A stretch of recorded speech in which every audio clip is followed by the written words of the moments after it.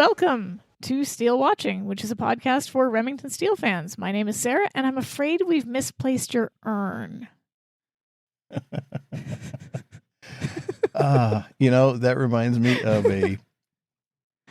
Here it comes. Oh, no. A home improvement episode. Knew it was coming. Tim is talking to his brother Marty about Uncle Harry or Uncle somebody or other's ashes, and Marty's telling him, because he lost the ashes. Marty lost the ashes, and he says, well, I got in the convertible. Oh, no. Anyway. That's never how you want to start that story. No, it's not. Anyway, yeah, where was I? I am Eric, and wait a minute. I've just been handed a card from the Department of Missed Quote Opportunities, and it reads, why didn't the writers have Laura or Remington recite the famous Mark Twain line, the report of my death was an exaggeration? They sort of did. Later on in the episode, he kind of says, reports of our death have been greatly exaggerated. Yeah, but that's not the real line. I know. We've talked about this already with, it was a different episode. We had this whole conversation. I don't remember. What I did yesterday, so don't expect me to remember what happened in a past episode. Some timers. Yes, old timers. And on that note, we're going to be talking about season 4, episode 20, Beg, Borrow, or Steal. And this episode first aired March 29th, 1986, and it was written by... Oh, sorry? Did we want to cover some of the general comments that we've gotten? Yes, we probably should. Leave it to a boss. Forget to do the job, and then... You know what? Shush. I've got him here if you want. Okay, yeah. Okay, one of them's kind of long, but the other one isn't, okay. So... the first one is, this was actually sent along with their season 4 top 5 list. So that was done. And then they say, now this is really a separate email, but I'll just put it all together. Just wanted to say how much I enjoy your podcast. When I first discovered it, you had already done quite a few episodes, so it took me a while to catch up. And then when I did, I was disappointed. Only in the sense that I now had to wait to hear a new episode. I love listening to you, especially when I am at work. It makes the day go a lot faster. At first, when I saw how long each podcast was, I thought, wow, that's going to be way too long. But no, it's never too long. You know what? We discussed that ourselves when we noticed that we were getting longer and longer on each episode. It was like, ooh, good thing there's a pause button. Anyway. What are we doing here? Yeah, exactly. As it continues, at first, when I saw how long did that already. Pick it up where I left off. Don't repeat myself. I love the extreme breakdown of everything and also the tangents. Well, thank you. Good to know someone likes our tangents. That's right. I mean, we have been criticized for it. Anyway, I love it all. You guys do a great job. I wish I could join the live streams more often, but it usually doesn't work with my schedule. And then I thought, do I want to hear the live stream? Then I won't want to listen to the actual podcast and it will all seem out of order. But don't worry. It turns out, even if I rarely get to see the live stream, I have no problem totally listening to it in its entirety again when the podcast comes out. I really do hope you end up deciding that there's a way you could continue this after season 5 episodes are done. I would definitely listen and continue as a paid subscriber. If nothing else, I will probably just start back at your first episode and listen to it all over again. Yay! But something new about Remington Steele would be nice too. Whatever you decide to do, I'm there. In age, I think I'm pretty much right between you both. I must say I tend to agree more with Sara on things, probably a girl thing. Yes, there we go. All that sexist stuff again. Sisters before misters. But I enjoy hearing Eric's takes too. It's all good. I have not yet given a review of your podcast, but I'm planning on it. Thank you very much. Thanks for all the fun and letting us relive this awesome 80s TV show. So, yes, we appreciate the very kind comments. We appreciate the review when you do get around to it. And reviews, we don't focus on them like a lot of other podcasts do because they really don't serve any purpose other than social proof. Say we do. Well, okay, yeah. But I mean, we don't promote them and say, go give us reviews. It helps us get found and discovered and popular. And it doesn't do any of that stuff. But yeah, it's always nice to get some positive feedback. And then we have one more that says, before I lose my chance or forget, I'd like to tell you how much I've enjoyed listening to your podcast. I anxiously await every new episode and listen to them on my walks, sometimes on repeat to make sure I haven't missed anything, or just because I enjoyed the episode. It feels a bit like having a conversation while watching the show. I appreciate your interpretations, whether I agree with them or not, and your deep dives down the rabbit hole. Keep it up. Looking forward to your review of season 5, though quietly hoping you don't completely trash it. Either way, I'm sure it'll be interesting. Well, we're not going to completely trash it. We may slightly trash it, but we're going to try and be fair. I'll be the season 5 apologist. I'll do my best to kind of like lift season 5 out of the gutter as much as I can. And I will continually apologize to everybody for season 5.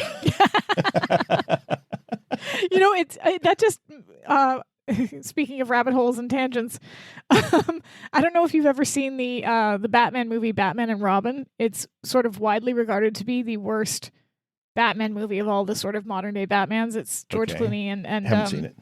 Yeah, it's bad, but it's so bad that like they gave the bat suits nipples. It's bat suits with nipples bad, and apparently George Clooney is so aware of how bad that movie is that if people come up to him and say like, I hated Batman and Robin, he will refund their ticket. Really? Because he's like, yeah, it was pretty bad here. Here's your $10 back or whatever it cost in 1990, whenever it came out. I've got all those in my my computer to watch, but I still I love the 66 Batman. I love it. It was great. That's a great movie. It was corny. It's campy as hell. It's fantastic. I love it. I do too. Yeah. And that was the coolest Batmobile ever. It was the coolest Batmobile. I agree. No disagreements with that one either. Anyway, sorry to interrupt where we were at. So why don't you go ahead and start all over again before I so rudely interrupted? How dare you, sir? Yes. So sorry about that. Anyway, we're going to be talking about Season 4, Episode 20, Beg, Borrow, or Steal. This episode first aired on March 29th, 1986, and it was written by Brad Kern, who we've seen multiple times before, and directed by Kevin Inch, who I think his name has popped up maybe once or twice, but not as commonly. So yeah, real common director on Emergency. Interesting. I didn't know that. And I think Adam 12 as well. Cool. I went with the TV Guide listing for this. Laura and Steele return from New York to find police barricades around their apartments and grisly accounts of their murders on TV. So, yeah, pretty much sums it up. Yeah, pretty much. There's not really much else you can say about that. So, I have a couple of questions from the beginning here. Okay. We open up with a taxi pulling up to Laura's loft and a very exhausted Steele and Laura getting out of said taxi. The script is funny. I don't know, like there's not much different about this script. There's not a lot, no. It's pretty much the same, almost like word for word. But there was one bit at the beginning that I kind of had a chuckle about, and I had it open, and then I had to turn off my computer. So yes, that's right. We had technical difficulties, I was folks. so prepared, yes. And now I am not. Let's see, where did it go? There it is. Technical difficulties. Please, yeah. I once had a friend who said that computers are amazing in the sense that it's amazing that they even work at all. Yeah, that's true. It's kind of like photocopiers that way. All right. So literally the first direction in the script is exterior 747 night. So that's the plane, right? Mm-hmm. Titles begin as the majestic beast glides toward camera and roars overhead before screeching its tires safely on the runway. It just seems like really overly exaggerating. And then they didn't even have it in. It just starts with them pulling up in the cab. They just cut that part out entirely. So I just thought that was kind of funny that they went to all that trouble to call it a majestic beast. And then just thought, it was probably too expensive. So it just cut right to the cab. Yeah. So anyway, of course, Laura, when the 747 first came out, everybody looked at it and said, what is that? Because of that hump on the front. Yeah. Yeah. Not quite so majestic in most people's opinions, but anyway. No. We've got them getting out of the taxi, and Laura tells Steele the next time they're invited to a weekend wedding bash in New York, to remind her not to eat everything in sight. So here's where I have all the questions, because this is one of the many things that a lot of Steele watchers point at as a they're secretly sleeping together thing, because you don't go off to a weekend wedding bash in New York with your significant other typically and have separate hotel rooms. Although maybe they did. Who knows? But my question is, who got married? Was it Bernice? Was it Murphy? And yes, what were the sleeping arrangements? Like this seems like they don't have a lot of people in their social circle to just take off for a wedding bash in New York, the two of them. So who got married? Well, it could have been somebody that Laura has known for a long time. It could be somebody Steele has known. I mean, it doesn't really say one way or the other. It's an odd, I don't know, it just seems like an odd thing to do considering how often he's trying. Somebody here has said Murphy is in Denver, so I'm guessing Bernice. That's true. Good point. But it just seems like odd how often Steele tries to get her to go on some rendezvous somewhere and how she refuses almost every single time. So I'm going to guess if this were an actual wedding, that it's probably somebody that Laura knew or that they both knew, which leads me to Bernice. But it's weird that they didn't say. Well, yeah, I mean, Bernice possibly more likely than so. Yeah, and I was going to say, New York is a hotbed of musical intrigue, as is Los Angeles, as is Nashville. So it is possible that it was Bernice, but again, we don't have enough information. It could be somebody from Laura's past or her social circle outside of work or outside of her past school experiences. It could be somebody that Steele knows from way back in the day. So no telling. But where did they sleep? I'm guessing they had separate hotel rooms. I would suppose that they slept in a hotel and they slept in a bed. I mean, unless they just really enjoyed sleeping on the street in a gutter or something. Well, no, that's this episode. And the time difference between New York and L.A. is 4 hours. What? 4 hours? Okay, so they took off on a Friday, and it just seemed, no wonder they're exhausted, because you're losing 4 hours, then gaining 4. I don't know. It's all kinds of why not have them just go somewhere on a case and they're coming back after a case? I don't know. I have more questions than I have answers, and I want a fan fiction, I guess is where I'm going with this. So yeah, Steele tells her that she took quite the bite out of the Big Apple and ate everything except the worm. Yes. It's funny. I don't love their clothing in this episode, which is a shame because they're wearing it for the entire episode. And it's not because I think it's unattractive. It's just they're both in these very dull browns, which is, I guess, it makes sense when they start to look more and more disheveled. It looks more and more, it doesn't look great, but they just, it's such a dull outfit for both of them, I guess. Yeah. So he tells the cabbie to just the ladies' bags, and he begins to carry her bags to the door. He says it's nothing personal, but he doesn't have the energy to try to coax her into a romantic interlude tonight. Ouch.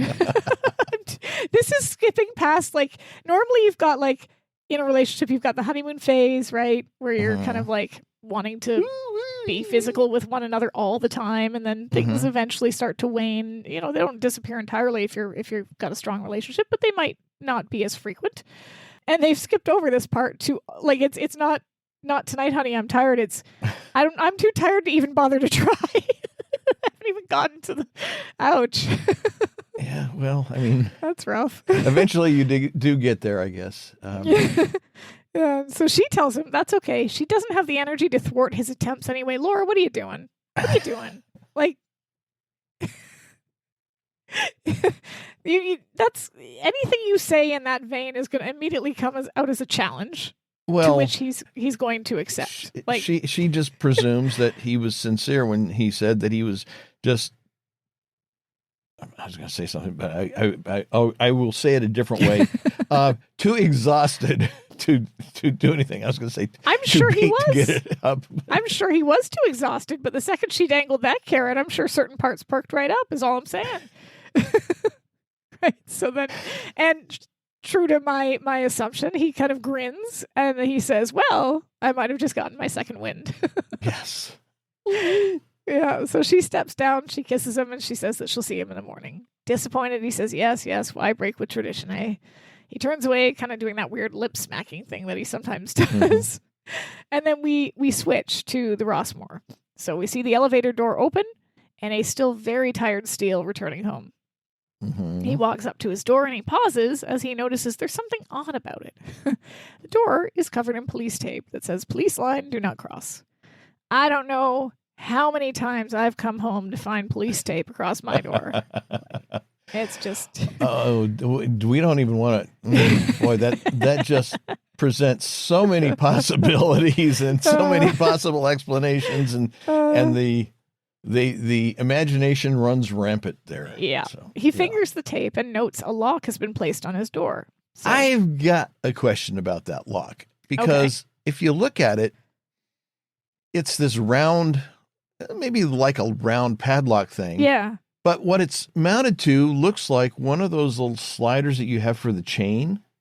Yeah. And I'm looking at that thinking, that does nothing, because the door opens inward. So unless they have some mechanism where they drilled a hole into the door frame and shoved that thing on there, that's bad set design. His door is one of those doors that we've talked about already, because he somehow managed to lock her in, but you can also lock people out. So the door does whatever the door needs to do for the purpose of the plot. Yes. That is how the door works. So yes. So yeah, he reaches into his bag and he grabs his lockpick kit and he picks the lock. He hears the phone ringing as he opens the door to the darkened apartment. Ducks under the police tape, picks up the phone, only to find that whoever was calling is hung up. I'm assuming that would have been Laura, although it's never really explained. We don't get any follow-up as to who was trying to phone. I would assume it's Laura. That would be the logical conclusion. Yeah. But yeah, like you say, we really don't have enough information to know. It could have just been somebody calling him to say, hey, are you back in town? Let's go out drinking, eh, buddy? Could have been. He turns on the light and he's surprised to see the masking tape police outlines of what must have been 2 murder victims, though no actual bodies are anywhere to be seen. Around the heads, there's blood all over the carpet. Mm-hmm. Steele looks deeply confused and more than a little bit worried. So we switch. He's at the office. Now, my question here, why would he go to the office first and not Laura's apartment or call Laura? I'm assuming maybe he did try to call her and she didn't answer. Yeah, but because she's already there at the office when he gets there. So he could have called her. But yeah, it just seems weird to go to the office. Especially when he knows the office is going to be closed. Mm-hmm. Right? Like it's that might be, under the circumstances, that might be the best time to go to the office. True, but I just mean like, I would think if he calls Laura, she doesn't answer, I would think that his instinct would be to go to her apartment or her flat and make sure that she's safe before. And maybe he did that, and we just jumped right over it. Yes, we just jump over to the office, because that would be then I think his next move if he turned up at her flat and she wasn't there. But so he arrives at the office only to find the same police tape over the doors and a padlock on it for good measure. So would they hit the murder scene is his apartment?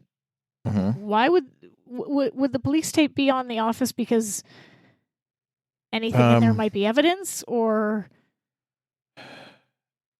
that's the only. I'm a little fuzzy on why the office would have been barricaded. I get Laura's loft. That's the only reason. Yeah, that's the only reason, is that they are presuming that there's something in the office that is relevant to the murders, and they don't want anybody to get involved with it and start messing with it. But yeah, I mean, typically I wouldn't think that you would do that on a scene that's unrelated to the actual physical location of the crime. And also, if that's the case, why allow Mildred to hold a wake the next day? So, see, this is why this episode is not going to make it in my top 5. See, I love this episode. I don't care if it makes no sense, and it doesn't. To be fair here, there are so many plot holes you could drive a Mack truck through them. Okay, I'll be the first to admit. Still have room for a 747. Yeah, I'll be the first to admit that this episode is riddled with plot holes, but I love it anyway. I'm just pointing some of them out because, like, when you and it's funny because I never noticed them before, but when I have to make the notes and I'm making the notes, I'm like, wait a minute, why didn't this happen? Why didn't this happen? I'm like, damn it! I used to just enjoy these episodes. I used to just watch them and enjoy them, and then this ruined them for me. So now we get to ruin them for everyone else. Somebody says this episode is worth it just for the shelter line scene. Yeah, I love that scene. So that scene is very. But yeah, so we're ruining it for the rest. About that one too, but anyway. Anyway, so he lifts up the padlock that is on the office, and then he smirks because he realizes it's not actually locking anything because obviously Laura's already inside. Mm-hmm. So he pushes and the it's other only door. wrapped around one of the door grabs on the two frames. Well, my guess is that when she picked the lock, she put it around the one just to make it look as if it was still locked, in case anybody walked up to just glance at it. But yeah, except that it doesn't even look like that because it would have to be wrapped around both of them, hung over both of them to even pretend to look like it was locked. But it's not. It's only over the one. I'm sorry. Anyway, I'm sorry. He pushes the door open and then he ducks under the tape. I'm sorry for being right. He walks through the darkened main lobby to Laura's office, and as he opens the door, someone attacks him. And it's quite funny to watch because she's like, she just she's vicious. She's like, he kind of has to do like a judo throw to get her onto the ground. Right? Raises his fist to strike, only to halt just in time to see that it's Laura. He exclaims her name in surprise. She says, "You," with equal shock. He asks her what she's doing, saying that he thought she didn't have the energy. Did he think that that was an amorous like? Well, he was enjoying it. I mean, I don't know how you do it, but it doesn't it's not a wrestling match for me anyway. Well, there are some people who would say if it's not a wrestling match, you're not doing it right. But anyway. Yeah. Klingons. That's how it works with Klingons, but I don't think that's the way it is with most people. Anyway. So yeah, she says she didn't until she was greeted with a police barricade at her front door, just like the one they've got here. Steele tells her it must be an epidemic and that he has the same decorations. It's an epidemic! Oh, that's Frances. I love her. He helps her up and they hear someone whistling outside the office, likely the security guard. So he grabs her and pulls her into the office and they peek out as the guard passes. And then he pauses and begins to fiddle with the door. Laura wonders why they're hiding, as this is their office, and Steele agrees, but tells her it appears 2 people were murdered in his living room. She reacts with shock. The guard, noting that something is off, turns to leave, and Steele knows he's going to summon the authorities. He pulls Laura out of the office, saying they have to get out of there. She asks why, saying they've done nothing wrong, and Steele says they know that, but under the circumstances, how can they be sure anybody else does? He tells her he would like to find out who those bodies were before they compare notes with the police, so they make her run out the door. So we switch. And we see Laura and Steele walking down what looks to be kind of a rundown area of the city. She asks if there's anyone besides her with a key to his place. Not Mildred? Well, I know Mildred's got a key to Laura's place. We know that. Yeah. I would have presumed that at some point she might have acquired a key to his place. Or maybe she finally figured out that lockpick. Oh, that's true too. Or she had that little door she was practicing. That's true. That's true. Yeah. Who needs a key now? Yeah. Well, no. That's the thing. Nobody needs a key to his apartment. Not the bad guys. Not the good guys. Nobody. Like he might as well not have a lock at this point. Might as well not have any doors. Yeah. Just like maybe a little curtain for privacy. That's all you really need. But yeah, he tells her that, and as I've just said, he tells her most people he knows wouldn't need a key. Fair. She admonishes that this isn't the time for jokes. And he's not joking, which he says. Who's joking? Like, he wasn't making a crack. He was literally saying, like, anybody I know can just... And we've seen them. Mm-hmm. Felicia helped herself in. Monroe sent a kid to pick the lock to install whatever. Like, his friends don't need keys. That's right. But yeah, he says he doesn't have a bloody clue who was in his apartment, but their main priority is to get in touch with Mildred. Laura tells him she already tried, but she's not home. She continues, saying she doesn't know what they can accomplish out on the streets, but is cut off as they walk by an electronics store and see their faces on display on the TVs in the window on a nightly newscast. I know, the store is closed. Why would the TVs be on? Actually, Okay. that in the past, that was not necessarily, not in the 80s, but I think like in the 50s and 60s, that was not necessarily an unusual thing. It used to be that, to use a more modern example, fast food places, restaurants, stores, they would actually leave their lights on in some instances at night. Car dealerships left lights on out in their lots so people could actually see that the store was there, they were in business, see the merchandise as kind of a enticement for, hey, we've got this. Why don't you come back when we're open? So, yeah, TV sets in the display windows, yeah. Fair enough. That's been done in the past. Fair enough. I would just think... Way past. Yeah.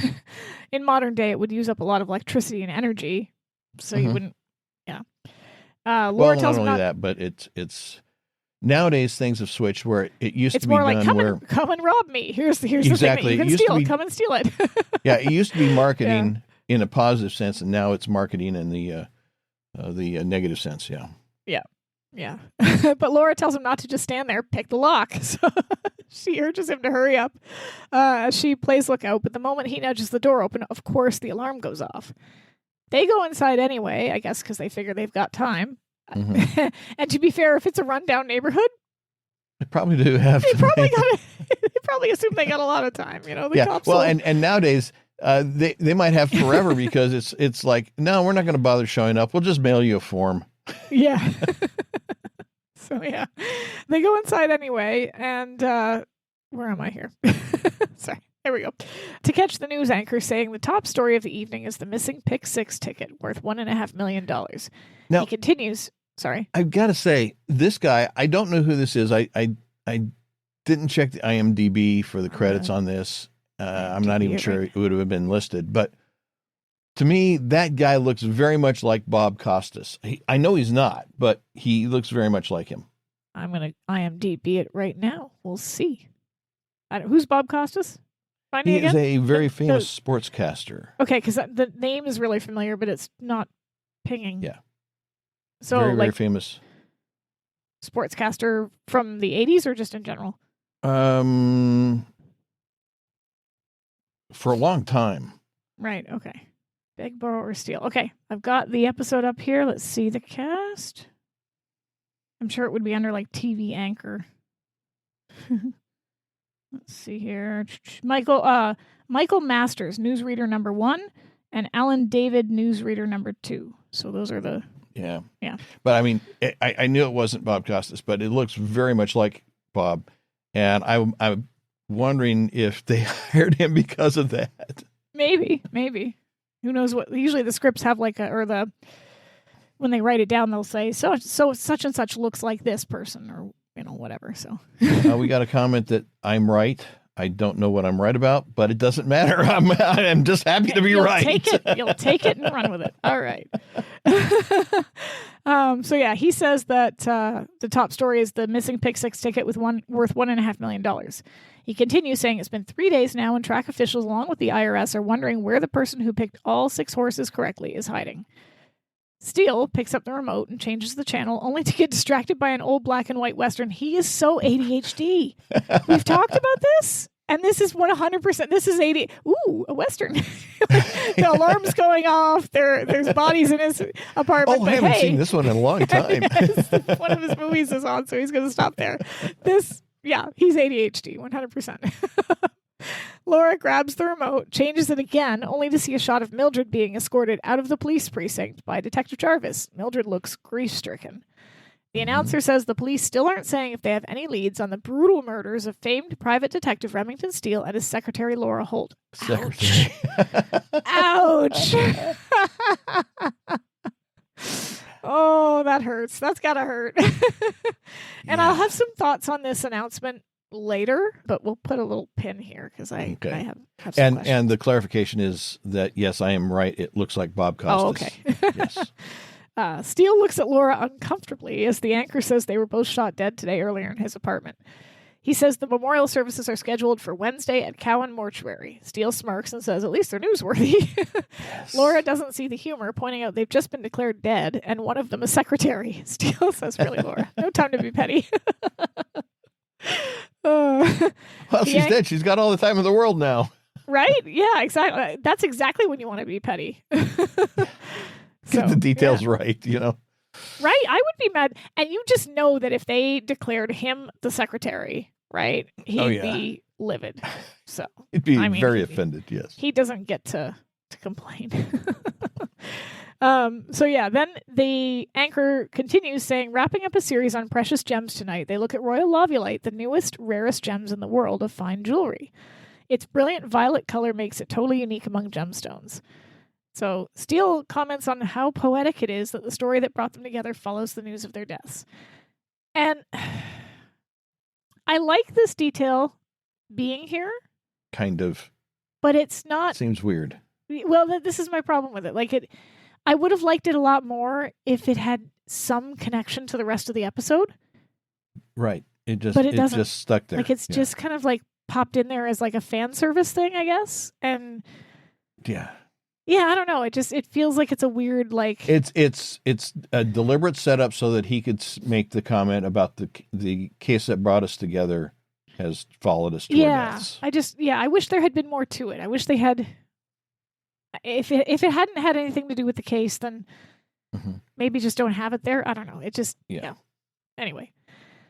So we've got Steele comments on. Oh, sorry, I already said that. Police sirens suddenly heard as the police arrive, and Laura suggests that they conduct their postmortems elsewhere. So they run out the back of the store as the cops enter. Sorry, No, I'm just... Oh, I thought you were going to say something. I'm trying to find my mouse cursor on the screen because I was getting ready to anyway. All right, so we switch to a dingy motel, and Steele is attempting to check them in by using his credit card. Okay, I'm going to go ahead and put it in here. It really relates to what something is said here in a few minutes, but I mean, you're dead. Yep. And you're using, or at least on paper, you're dead, and you're using your credit card, and you don't think that this is going to alert somebody. Hello, what kind of a con man are you, really? I mean, not a very good one, apparently. I mean, neither of them have any cash, so I'm assuming that they were. Well, that's another issue I'm going to bring up too. Yeah. I guess that they were both hoping that the banks hadn't gotten around to canceling the cards or something. I don't know. I'm not entirely sure how that works because it was supposed to just be earlier that day. Exactly, so maybe he's hoping that. But if it's just a stolen credit card, it can take a while. I know. If it's something like this where it's perhaps relevant to a crime, then they might, the police might get that information to the credit card companies a lot quicker and say, hey, here's this deal. We need to find out if somebody's going to be using this card. So if somebody presents it and uses it, yeah, that's true. Send out an alert. I think it was just a dumb decision. The best they could do it with the circumstances they were in. Although, and I'll have a question about where they could have gone in a minute, but yeah, so Steele is attempting to check them in using the credit card. The clerk swipes the card, punches the number in, only to get a warning on the machine saying stolen card and to call in. He hands Steele the card and the keys, and Steele doesn't suspect anything. He thanks him, and they leave. The moment they're gone, he picks up the phone and makes the call. So they enter the most hideous hotel room on the planet. Well, oh my God. Not the most, but I mean, it's certainly in contention. There's bodies buried under those floors. Okay. I guarantee you that is serial killer territory right there.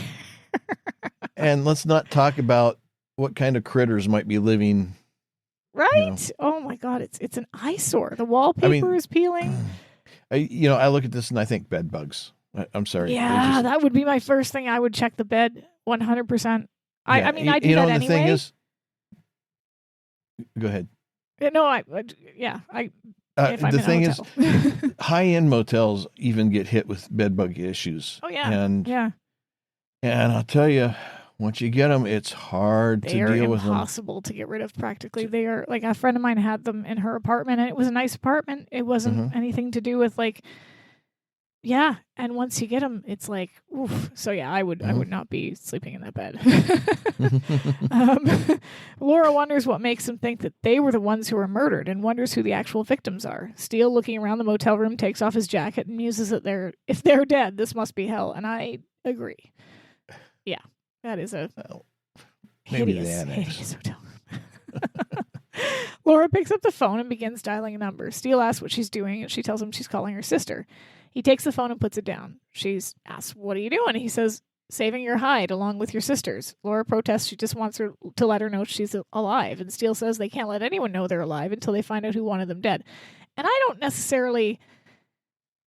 I mean, Francis and Donald know what they do for a living. Right. If Laura had called and said, "We're alive, let Mother know, don't say anything to anybody else," or something, I'm sure Francis would know enough, or at least maybe Donald would. Francis is a tiny bit flighty, but I think Donald would be smart enough to just say, okay, cool. Yeah, but see, as long as Francis knows, and if she's flighty at all, it's going to get out. You know, it's the weakest link of a chain type scenario. You don't want to let anybody know that could potentially let the information out. Better to let them suffer perhaps for a short time than to risk them having that information, risk them letting it get out and everybody being in danger instead of just Steele and Laura. But fair enough. But I mean, I understand the sentiment of not wanting family to worry. I understand that. Yeah, exactly. Someone out there thinks that they've murdered them, and if they find out they made a mistake, they're sitting ducks. Laura wonders if in the meantime they're supposed to play possum. As she says that, a car can be heard outside, and we see blue and red flashing lights that indicate it's a police car. Steele turns to her, asking if they could have followed them from the TV store, and Laura suggests that they might be wondering who's using a dead man's credit card. He tells her they can't stick around to find out, and opens the window. She begins to climb out, asking where they're going, and he says someplace warm and cozy. Yeah. The next scene, I love this. I absolutely love this. We see the exterior shot of a porno theater. Yeah. And the film on the marquee is Hot Hips Holly, XXX rated. Wow. I have so many questions. First of all, how often has he had to do this? Well, he hasn't necessarily had to do this in the past just because he did it this time, but at least he's aware of the, shall we say, benefits of such a place in terms of, staying out of the public eye. So, and here's okay, I hate that I Googled this because... Oh, no. Your internet search. First, yeah, right? First, Canadian police are just watching you like crazy. Yeah. Well, first I Googled the title because I wanted to see if this was an actual film, right? Because, and okay, you made a home improvement reference, so I get to make a Buffy reference. But there's an episode where Buffy and Angel go to see a movie, and they're coming out of the movie and they didn't realize that the movie they were going to see was some sort of erotic film because they're both deeply uncomfortable when they come out of the movie.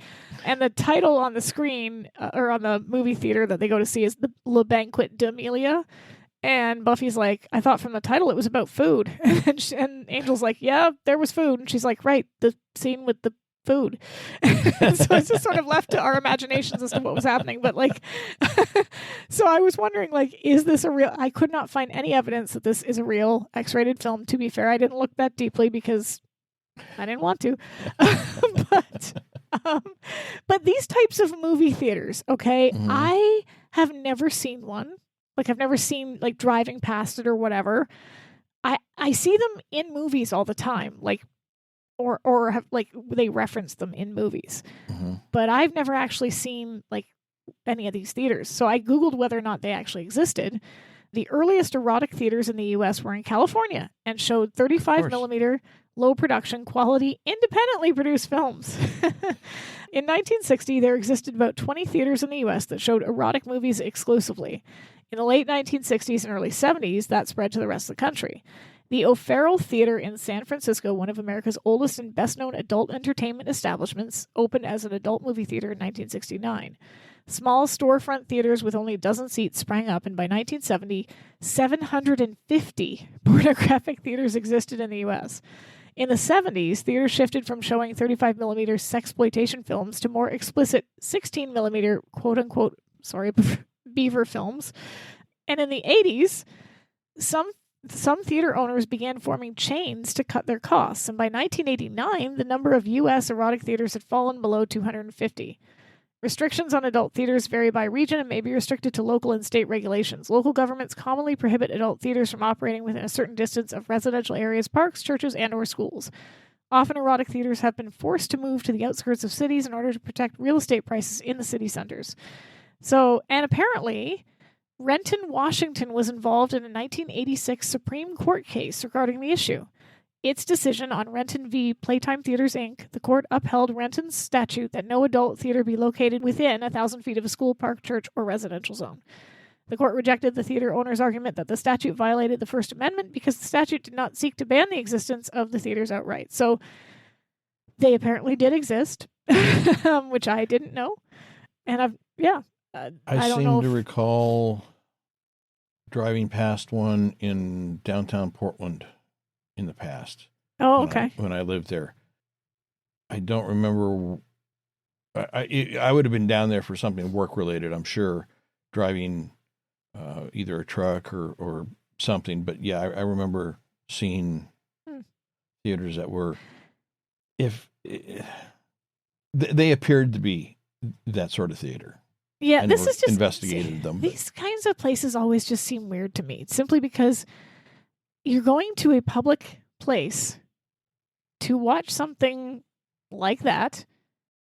Just why would I don't know. I don't know that would produce a specific physical reaction theoretically for men, and I'm assuming that's the primary customer base. Although I'm not saying some women probably didn't go.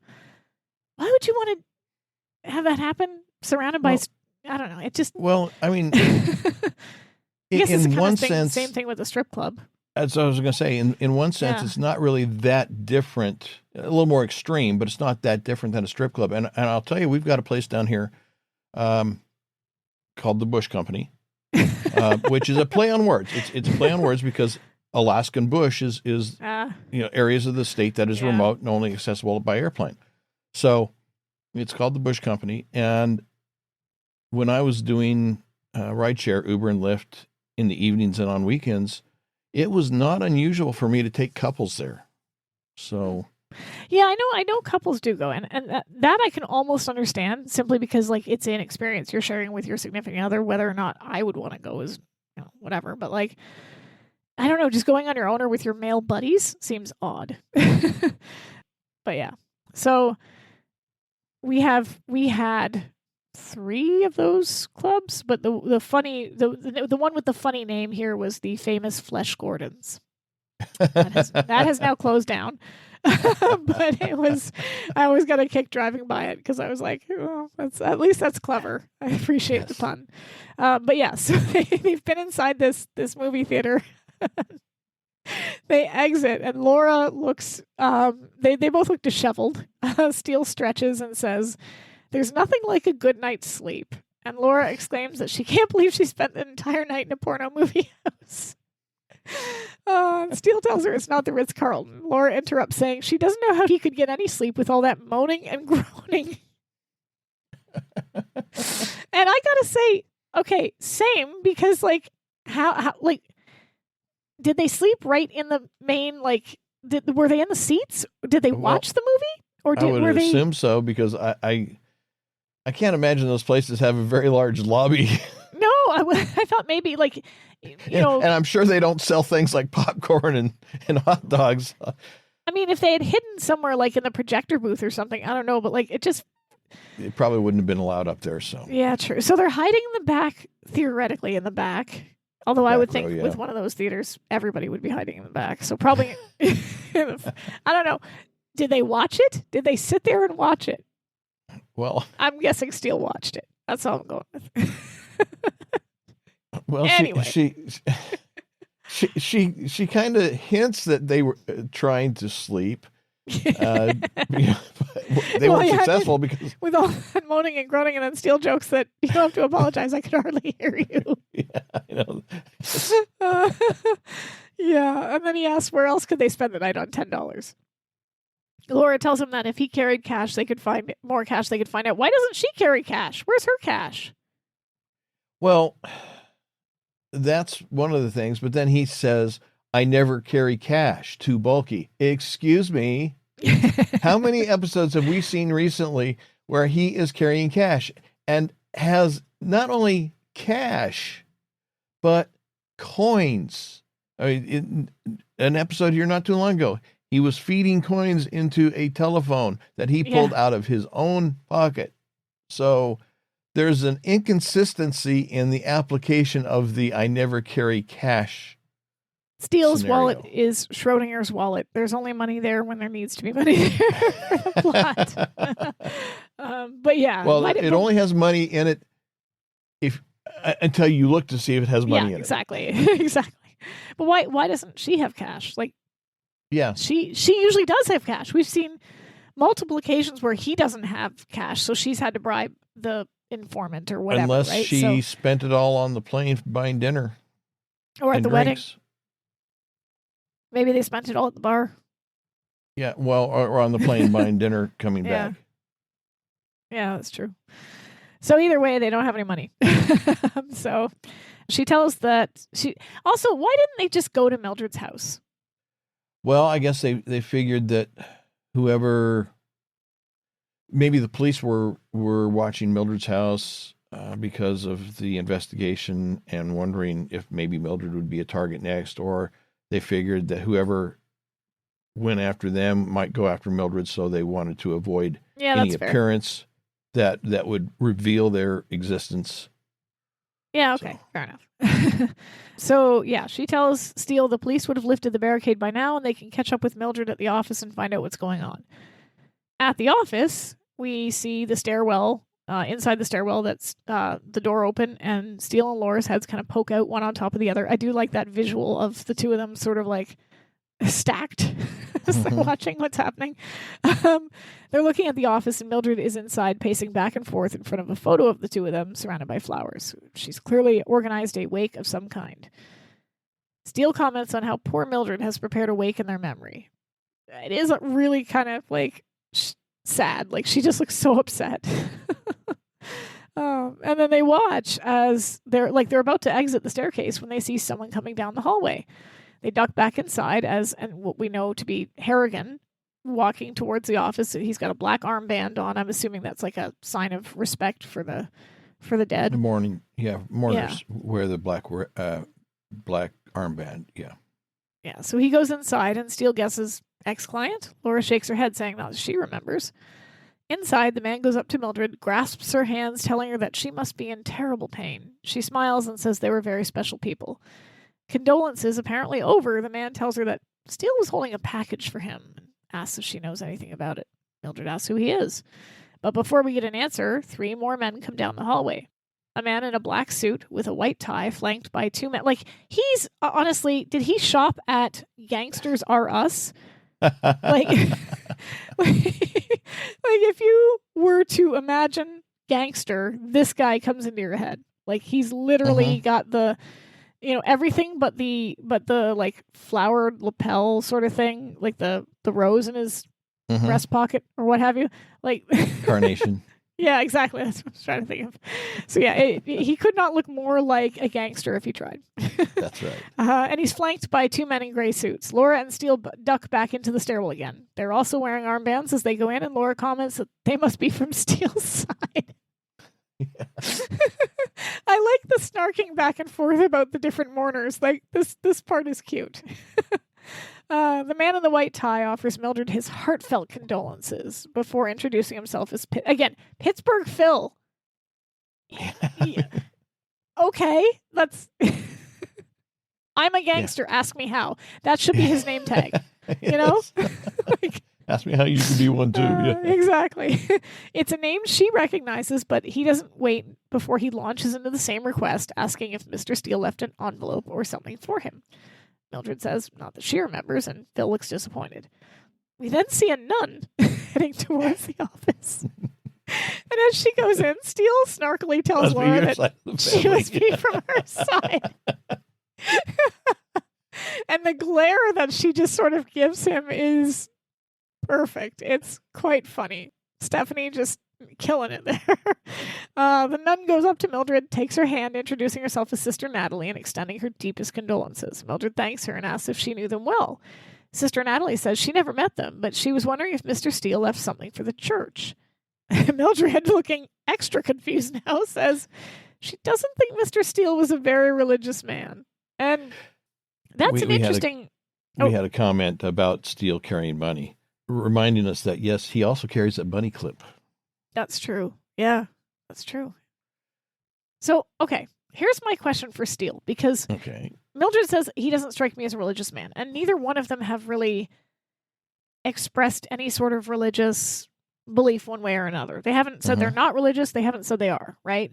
Right. But if either one of them was to come from a more religious background, I would think it would be Steele, who grew up in Ireland in the 50s, which religion sort of very strongly permeates, Catholic, like, probably. Very strongly Catholic, yeah. So, and I mean, we know he was shuttled from house to house to house, but I wonder if there was any religion in those homes, or if he had to attend mass, or if there was any sort of like. Well, and I think even in the mob, mass is a thing you do. You go to Catholic mass. Now you're there more for just the appearance of it, maybe. Well, the appearance, and to, I've committed these crimes. I just want to be absolved of them. I'm going to go out and do them again next week, but I need to be absolved of the ones I've done in the past. Yeah. It's like, no, that's not how that's supposed to work. You have to be actually genuinely repentant and then try not to do it again. Yeah, that's how it's supposed to work anyway, as far as I'm understanding it. It's not a get out of jail free card. This is not Monopoly. Yeah, but I just wonder if whether or not he has any belief system. Neither one of them have ever really said, but if he did, I would imagine it would probably be Catholic, given where he grew up. Yes. So, either way, Mildred's not sure that he ever. I don't think he's been. He's a church-going man. So, next we see 5 very short men heading into the office, and Steele says they're short enough, but too old to be her sister's kids. The taller of the 5 men takes Mildred by the arm and says, "Devastating loss." Mildred is surprised, asking, and this is not a surprise that Mildred knows jockeys and that she's a fan of horse racing, because we've seen that she's into boxing, and she's Mildred has all kinds of outside personal interests. So I like this, because are you Alejandro Pascal, the jockey? And he asks if she's a horse racing fan, and Mildred says, well, not as much as the boss. He used to love the ponies. And she asks, but she knows enough about them. I mean, you don't pick that kind of stuff up just by osmosis. Hat Pin Millie goes to the races too, I'm sure. Yes. But yeah, she asks if that's where he knew, or they knew him from. And Pascal says, more or less, and that his fellow jockeys were wondering if Mr. Steele may have left, and Mildred interrupts, saying, let me guess, an envelope, package, or something. She's losing patience now, because she's got this whole wake set up, and literally everybody that showed up has their hand out. Yeah. And also, okay, this is, I guess, where I'm going to put this out there. Laura tried to call her sister to let her know that they're alive, right? Nobody from Laura's family shows up at this wake. And granted, her mother might not be able to travel in that quickly, but Mildred, Frances is living there in L.A. She's area. in L.A. Yeah. Where's Frances? Well, her invitation got lost in the mail. Yeah, right? She doesn't show up at her own sister's wake? Ouch. Yeah. That's harsh. So yeah, she hopefully Pascal says yes, and Mildred's face goes hard, and she says no. She goes over to the desk and takes a drink, looking angry. So yeah, Murphy, Bernice, nobody called. Frances didn't show up. Mom didn't show up. I get why. For the purposes of the story, they don't want those complications adding it into the plot. Right. At the same time, it's they die, it's on the news, and nobody shows up? Really? Ouch. That's harsh. Then we see a tall man in a brown suit headed for the office. Steele sarcastically says it's heartwarming to see how loved they are.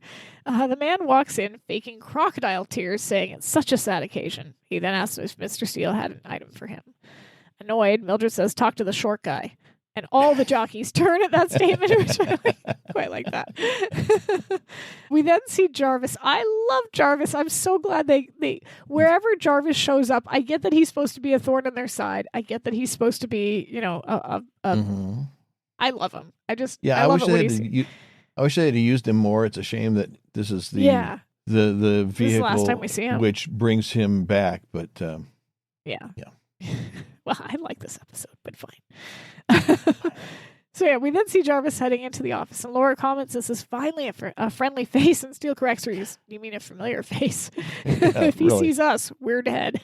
And Laura gives him a look and says, you know what I mean. Laura wonders how they're going to contact Mildred. Fair question. That the wake is quite popular. Populated, it's just yes. Nobody they know. Inside, Jarvis approaches Mildred and comments that on the interesting array of people, Mildred says they're greedy too, and assumes that most of them probably knew Mr. Steele. All but none, of course. Yeah.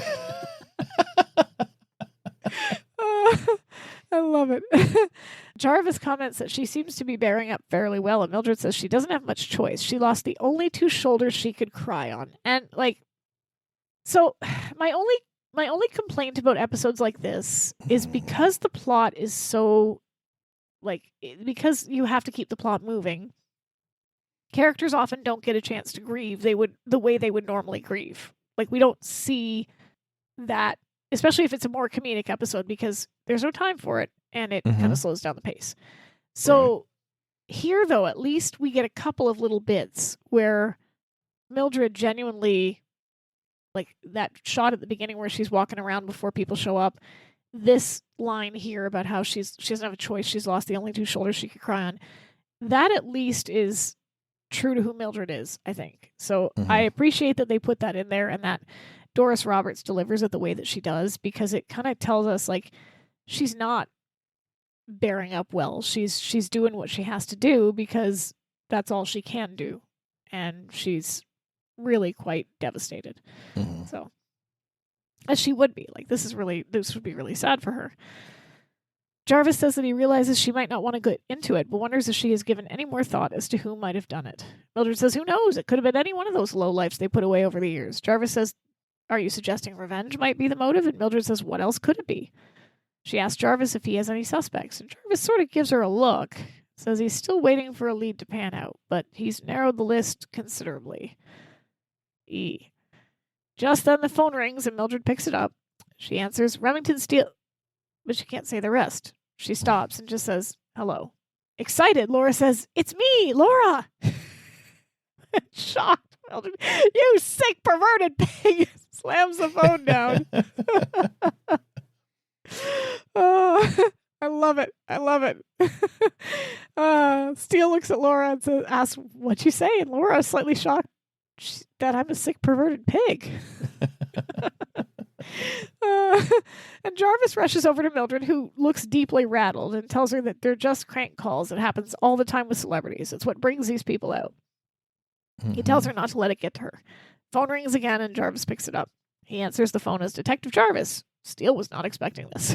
So he puts on a fake Australian accent and says, good day, is Miss Krebs there? I apologize for any Australians listening to this podcast right now. I am aware that my Australian accent is just as bad as Mr. Steele's, so yeah, I am not trying to offend anybody. Jarvis asks who's calling. Well, for somebody who's trying not to do something, you're doing a remarkably well job of it. Hey, I work hard at everything I do, so. That's right. Yeah, I don't have to try. It just comes naturally. Yeah. Steele says Cowan Mortuary, and Jarvis points to the other phone, indicating that Mildred should answer. She does, and Steele repeats his spiel, saying that it's Cowan Mortuary and that they have misplaced Laura Holt's, and he draws out the word urn. Mildred just looks even more shocked and distressed. She wasn't supposed to be cremated. And Steele says, yeah, that's also what we wanted to talk to you about straight away. So, yeah, panicked. Oh, we got a plan to fix this. Yeah, what would you do with that? Like, put the pieces back together? Yeah, a lot of white glue. Panicked, Mildred hangs up, grabs her purse, and races out of the office. Laura looks at Steele and echoes, misplaced my urn? And Steele grins and says, don't worry, Laura. I'm sure it'll turn up. I love that he, like, even in this moment of, like, you know, the dire straits for them and Mildred being, oh, you know, whatever, he has to find a way to just dig at her. It's where he gets his joy in life. Well, but, you know, also, when you're in a situation that is very stressful, sometimes it can just help with the stress level, with the handling of it, just to you know, joke a little bit, even if it might be considered slightly inappropriate or extremely inappropriate by somebody else. If that's your coping mechanism for dealing with something that's stressful, yeah, you know, that's what you do. I just think he likes messing with her, and it really doesn't matter what the situation. He's just like, you know what? I can do. Her urn is misplaced. Sure, why not? We switch over to Cowan Mortuary, and Mildred walks into, I guess it's a church mortuary. They're both. It's their chapel. Okay, yes. Yeah. She because calls mortuaries have a chapel where they conduct the memorial service. Right. Okay. She calls out a few times, and eventually a door near the altar opens, and Steele and Laura step out. He grins and says hello to Mildred. Long time no see. Mildred says nothing and then promptly passes out from shock. They rush to her side, helping her up into a pew, and they tell her to breathe. Mildred asks if she's dead, and Laura says no, but they're alive, and Mildred is having difficulty grasping this. So she touches them both, and then realizing that they are real, says, oh my gosh, you're alive, and hugs them, and then asks how. Steele mentions the movie Death Takes a Holiday, Paramount, 1934. Laura says, Mr. Steele, please. And Mildred protests that she saw them both lying in the boss's apartment, dead. And Laura asks how she identified those two people as them. And Mildred says there wasn't much to identify. Their faces were all but gone. Okay, so okay, this is a problem because I don't think under those circumstances, first of all, that they would have brought Mildred in to identify. I mean, how are you going to identify them if their faces are gone?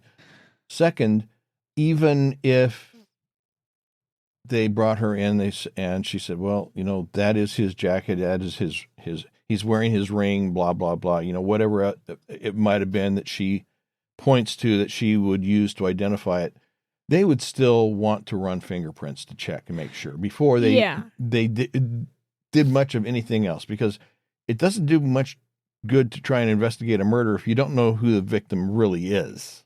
So here's my theory with this, because I'm guessing that maybe the police had not intended to release the names. Maybe the press got a hold of it at the time and ran with the story, because it's not uncommon. There are some reporters that actually listen to police scanners for big news stories, and this would be a big one considering they're prominent LA citizens. So if they caught wind of the police reporting that there had been a murder at Remington Steele's apartment, maybe they just ran with that story before the police had a chance to confirm it.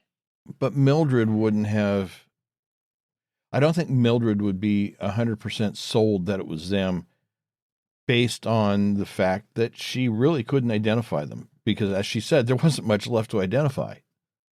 I think it's one of those things where given 24 hours, she might have thought about it a little bit more critically, but faced with that sight of the two of them laying there, or what she thought was the two of them laying there with their faces like blown off, it was probably so shocking and disturbing and just like deeply upsetting that she wasn't able to kind of like turn that part of her brain on that said, wait a minute, you know what, this doesn't make any sense, right? I still think it would have been very, very questionable to Mildred, certainly the police, that this was in fact who that was. Now there would be the presumption that probably was because of where they were found. But for an identification, you can't make assumptions. Is this person? Can you identify this person as being that? And what do you typically use? You use the face.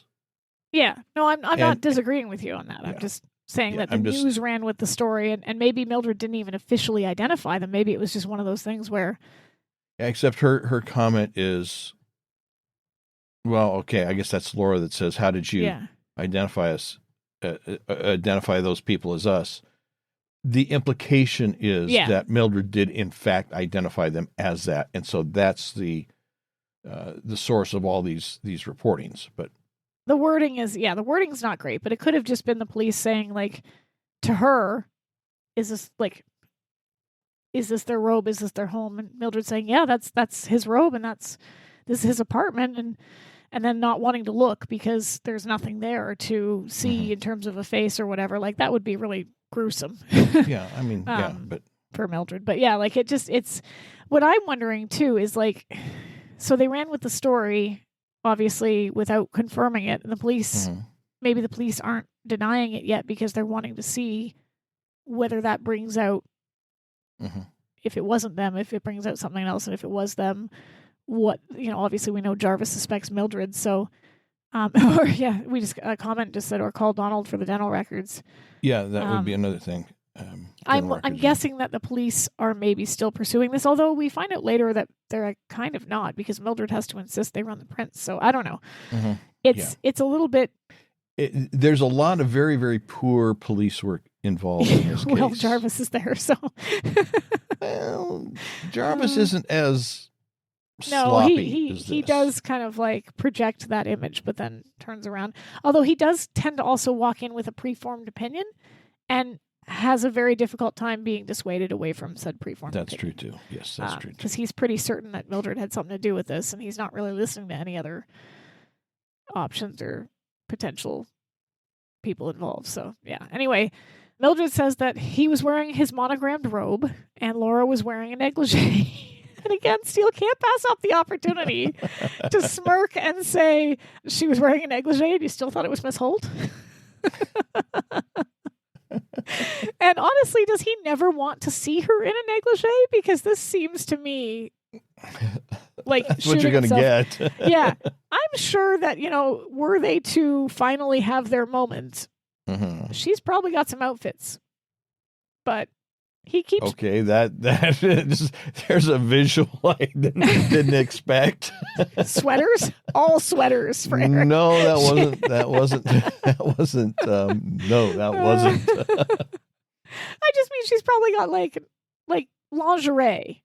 Oh, yes. Yes. Yeah. But he's never going to see it if he keeps poking at her like this. That's true. Either way, it is funny. So yeah, Laura glares at him. Mildred points out that it was his apartment, and Laura says the question is, what were they doing in his apartment? Mildred agrees and wonders what 5 guys, a guy named Pittsburgh Phil, and a nun have to do with it, which is Steele. Sounds like the setup for a joke. Yeah, because that's why he says, okay, I'll bite. What if 5 guys and a guy named Pittsburgh Phil and a nun have to do with it? The only thing he missed was the walk into a bar bit. Yeah, exactly. 5 jockeys, a fellow named Pittsburgh Phil, and a nun walk into a bar. And Mildred says, no, I'm asking. Them and some other shady characters were all at their wake. And Laura admits that they saw them. And Mildred says, well, they all seem to think that you guys had something for them, an envelope or a package. Mildred says she assumed he knew them. Steele says no, but perhaps they knew the real victims. And Laura guesses that they had the envelope or package that they all wanted. Steele says, which everybody thinks that they have because of where they died. Laura agrees, saying that they might not have been the intended targets all along. Steele says yes, however, if the murderer thinks that they have what everyone's after, Laura finishes by saying they have to figure out who the real victims were and what everybody's looking for. Mildred says Jarvis gave her the personal effects off their... She cringes and says the victims' bodies. They're at the office. Steele, Laura, Mildred get up to go back there. And apparently the wake is over because everybody's gone. Let's take it back to the office. Well, I mean, Mildred's left, so of course. Well, not only is it over, but everything's cleaned up. Because she had that big portrait of them, right? She had that's still out. There. That's still there, but all the party. Yeah. The the cups, the plates, the snacks, the drinks. Yeah. Do we think Jarvis the party favors up? Do you think Jarvis maybe tidied up? Like spent some time. No. They probably have a cleaning crew. The plant lady probably moonlights as an office cleaner. On her probation, maybe. That's right. But yeah, back at the office, Mildred gets off the elevator and walks over to the door of the stairwell. She looks around. Then, when she's sure the coast is clear, she knocks on the door to signal that they can come out. They go into Steele's office, and Laura comments that if they don't solve the case soon, she's going to have her clothes surgically removed. It's only been one night. Yeah, but one night, one day, I mean, you figure they probably caught red eye. They probably were up all day in New York. They caught a late that's true. afternoon or early evening flight headed back to the West Coast. They were on the plane for what is that? That's probably 6 hours from coast to coast, and then overnight. So they've been over 24 hours in the same clothes. I mean, you'd probably start feeling like they're trying to grow on you. Yeah. It would feel grimy for sure. Yes. I just don't think that they would be like super smelly yet, Although I guess maybe if that the theater. Anyway, because Mildred, back then it would have probably been filled with cigarette smoke. Yeah. Well, Anyway, Mildred agrees they are getting a bit ripe. Steele says, speaking of ripe, they could use a hot meal. He asks her how much money she has. She looks and says she only has $3. Laura asks, how can you only have $3? And Mildred reminds them that tomorrow is payday. She's got, is that all her money in the world is $3? Apparently. And not only that, but both of her credit cards are overdrawn. She just got a raise. I don't buy this at all. At all. Because we know Mildred is a financial, she worked for the IRS. She is good with finances. Well, just because you're good with math, just because you're good with numbers, just because you're good at identifying financial fraud, doesn't mean you're good with money. Yeah, but she lives modestly. We've seen her house. Well, she doesn't that's all have she's got is money to live modestly. She's not rich. Well, no, but they increased her pay. She's making decent money. And she doesn't. You don't know what she's paying in taxes. I mean, there's Los Angeles, the property taxes on her house, even though it's a small house. I mean, the property taxes on her are probably crazy. I mean, and you think about property taxes. Somebody used this illustration the other day, and I thought it was apropos. Imagine that your state or city or whoever taxed you on money that they thought you should have earned. Well, you only made $20,000 last year, but we think you should have been able to make 40, so we're going to tax you on that. That's what property taxes do. And so even though it's a modest house, she and her husband probably didn't pay a lot of money for it at the time they bought it. The value on paper of it's gone up through the roof because property values in LA, I mean, they're just like crazy. Even in the outlying cities and towns and such, the property values are just nuts. And so she's paying probably some pretty good money on property taxes. Plus there's the commute back and forth to work. Who knows what kind of car she drives? We don't, I don't remember if we ever saw that, but I don't, I just think we've seen that Mildred is good with money. So it strikes me as odd that she's this broke. I get that they need it for the purpose of the plot. She could have just said she does know the name of the jockeys. That's true. Maybe she's playing the ponies. There's where all her paychecks went. There's her credit card being over the limit. Yeah. It might have made more sense if she had maybe $3 in cash on her and then forgot her credit cards at home or something like that.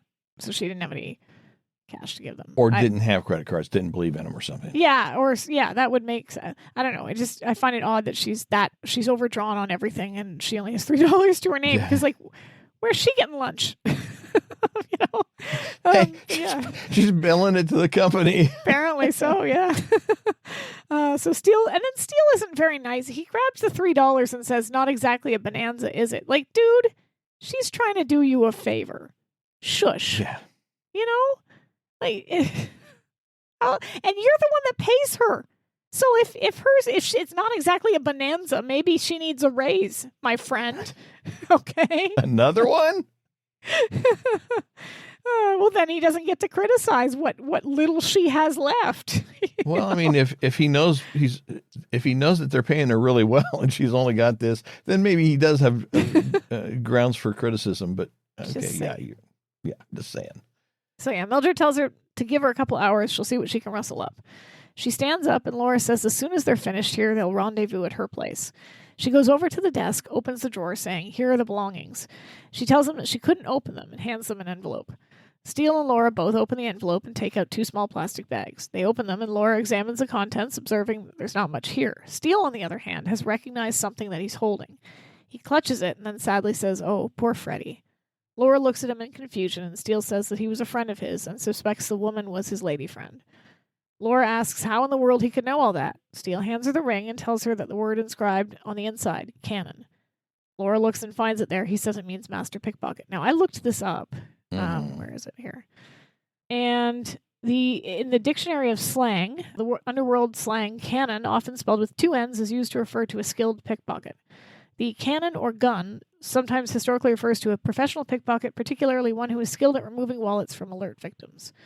On the cannon, the phrase means working as a pickpocket, or cannon mob refers to a group or crew of pickpockets. The original source, some sources claim it's 1900s American slang term that may have evolved from the Yiddish word genef, which means thief.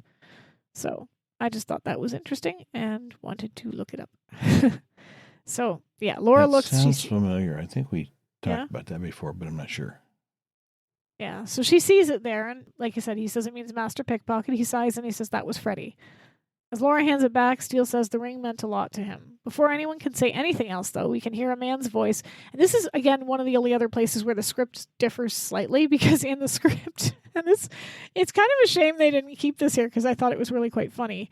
In the script, not only has Jarvis come in to speak to Mildred, but also there's a real estate agent in the office trying to show prospective buyers, because they've got 10 days or something. Yeah.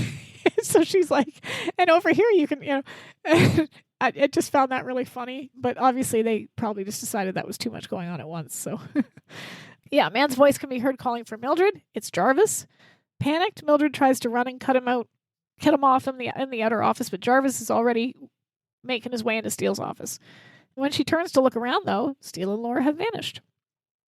Jarvis tells her that he just came to tell her that the other lead he was looking into panned out. He does not sound happy about it. Mildred, not even really paying much attention to Jarvis, kind of just says, uh-huh. Jarvis continues saying it proves it had to be someone close to Mr. Steele and Miss Holt, someone that would recognize them when they opened the door that fateful night. Mildred pretends to play along. She's still looking around to see where they're hiding. Mm-hmm. She walks around to Steele's desk, looks down. I'm guessing they just didn't have time to get to the bathroom, because there is a bathroom, and that would have been a better place for them to hide, but but I mean, you don't want to take the time and possibly get caught. So she looks down and she sees that Laura and Steele are kind of hiding underneath the desk, and they look up and they kind of do a shush gesture to her.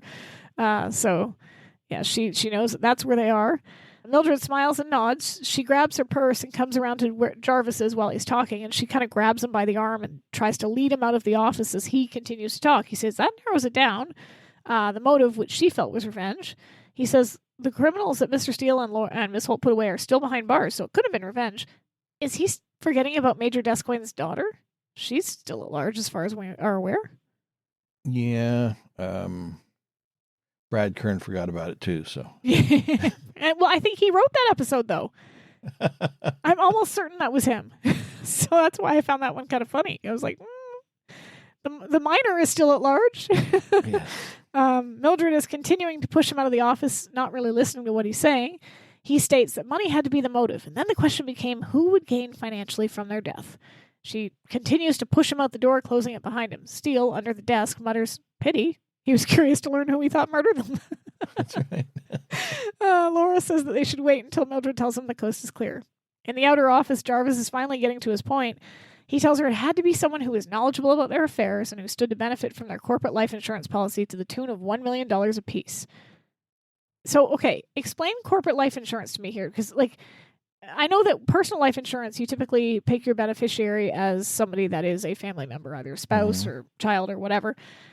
Corporate life insurance, do you have to pick somebody within the company? Can you also pick somebody that is a family member, or like would Mildred just automatically benefit from it? I don't know specifically, but I would guess if it's corporate life insurance, it would be paid to the company or to somebody within the company. One of the common insurances I've heard about is what is it? I can't think of the name of it, but basically, if, for example, you have business partners and one of them dies, you have them insured, right, to help keep to help keep the company running and to give you the money to find somebody to replace them. Gotcha. So I would think that if it's specifically business insurance, that it would be somebody within the company. Which would make and I'm sure there would be a lot of restrictions on what they did with that money. It's not like it's just going to go into their personal pocket and they can just go out and, hire a jet airplane and go party around the world. Or spend it on the jockeys, the track. Yeah. But yeah, I would think it would be somebody in the company. Okay, so that for would the make purpose Mildred of the keeping the choice. company functioning. But that would mean that, like what you just said, they wouldn't use it for their own personal use. It's not a very strong motive, is it? On paper. Okay.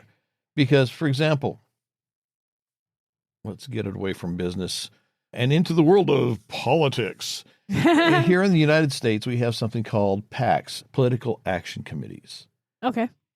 And they're often created to help fund a campaign for a particular candidate. Right. Now, the candidate cannot use that money. That's not for their personal use. That is for the campaign.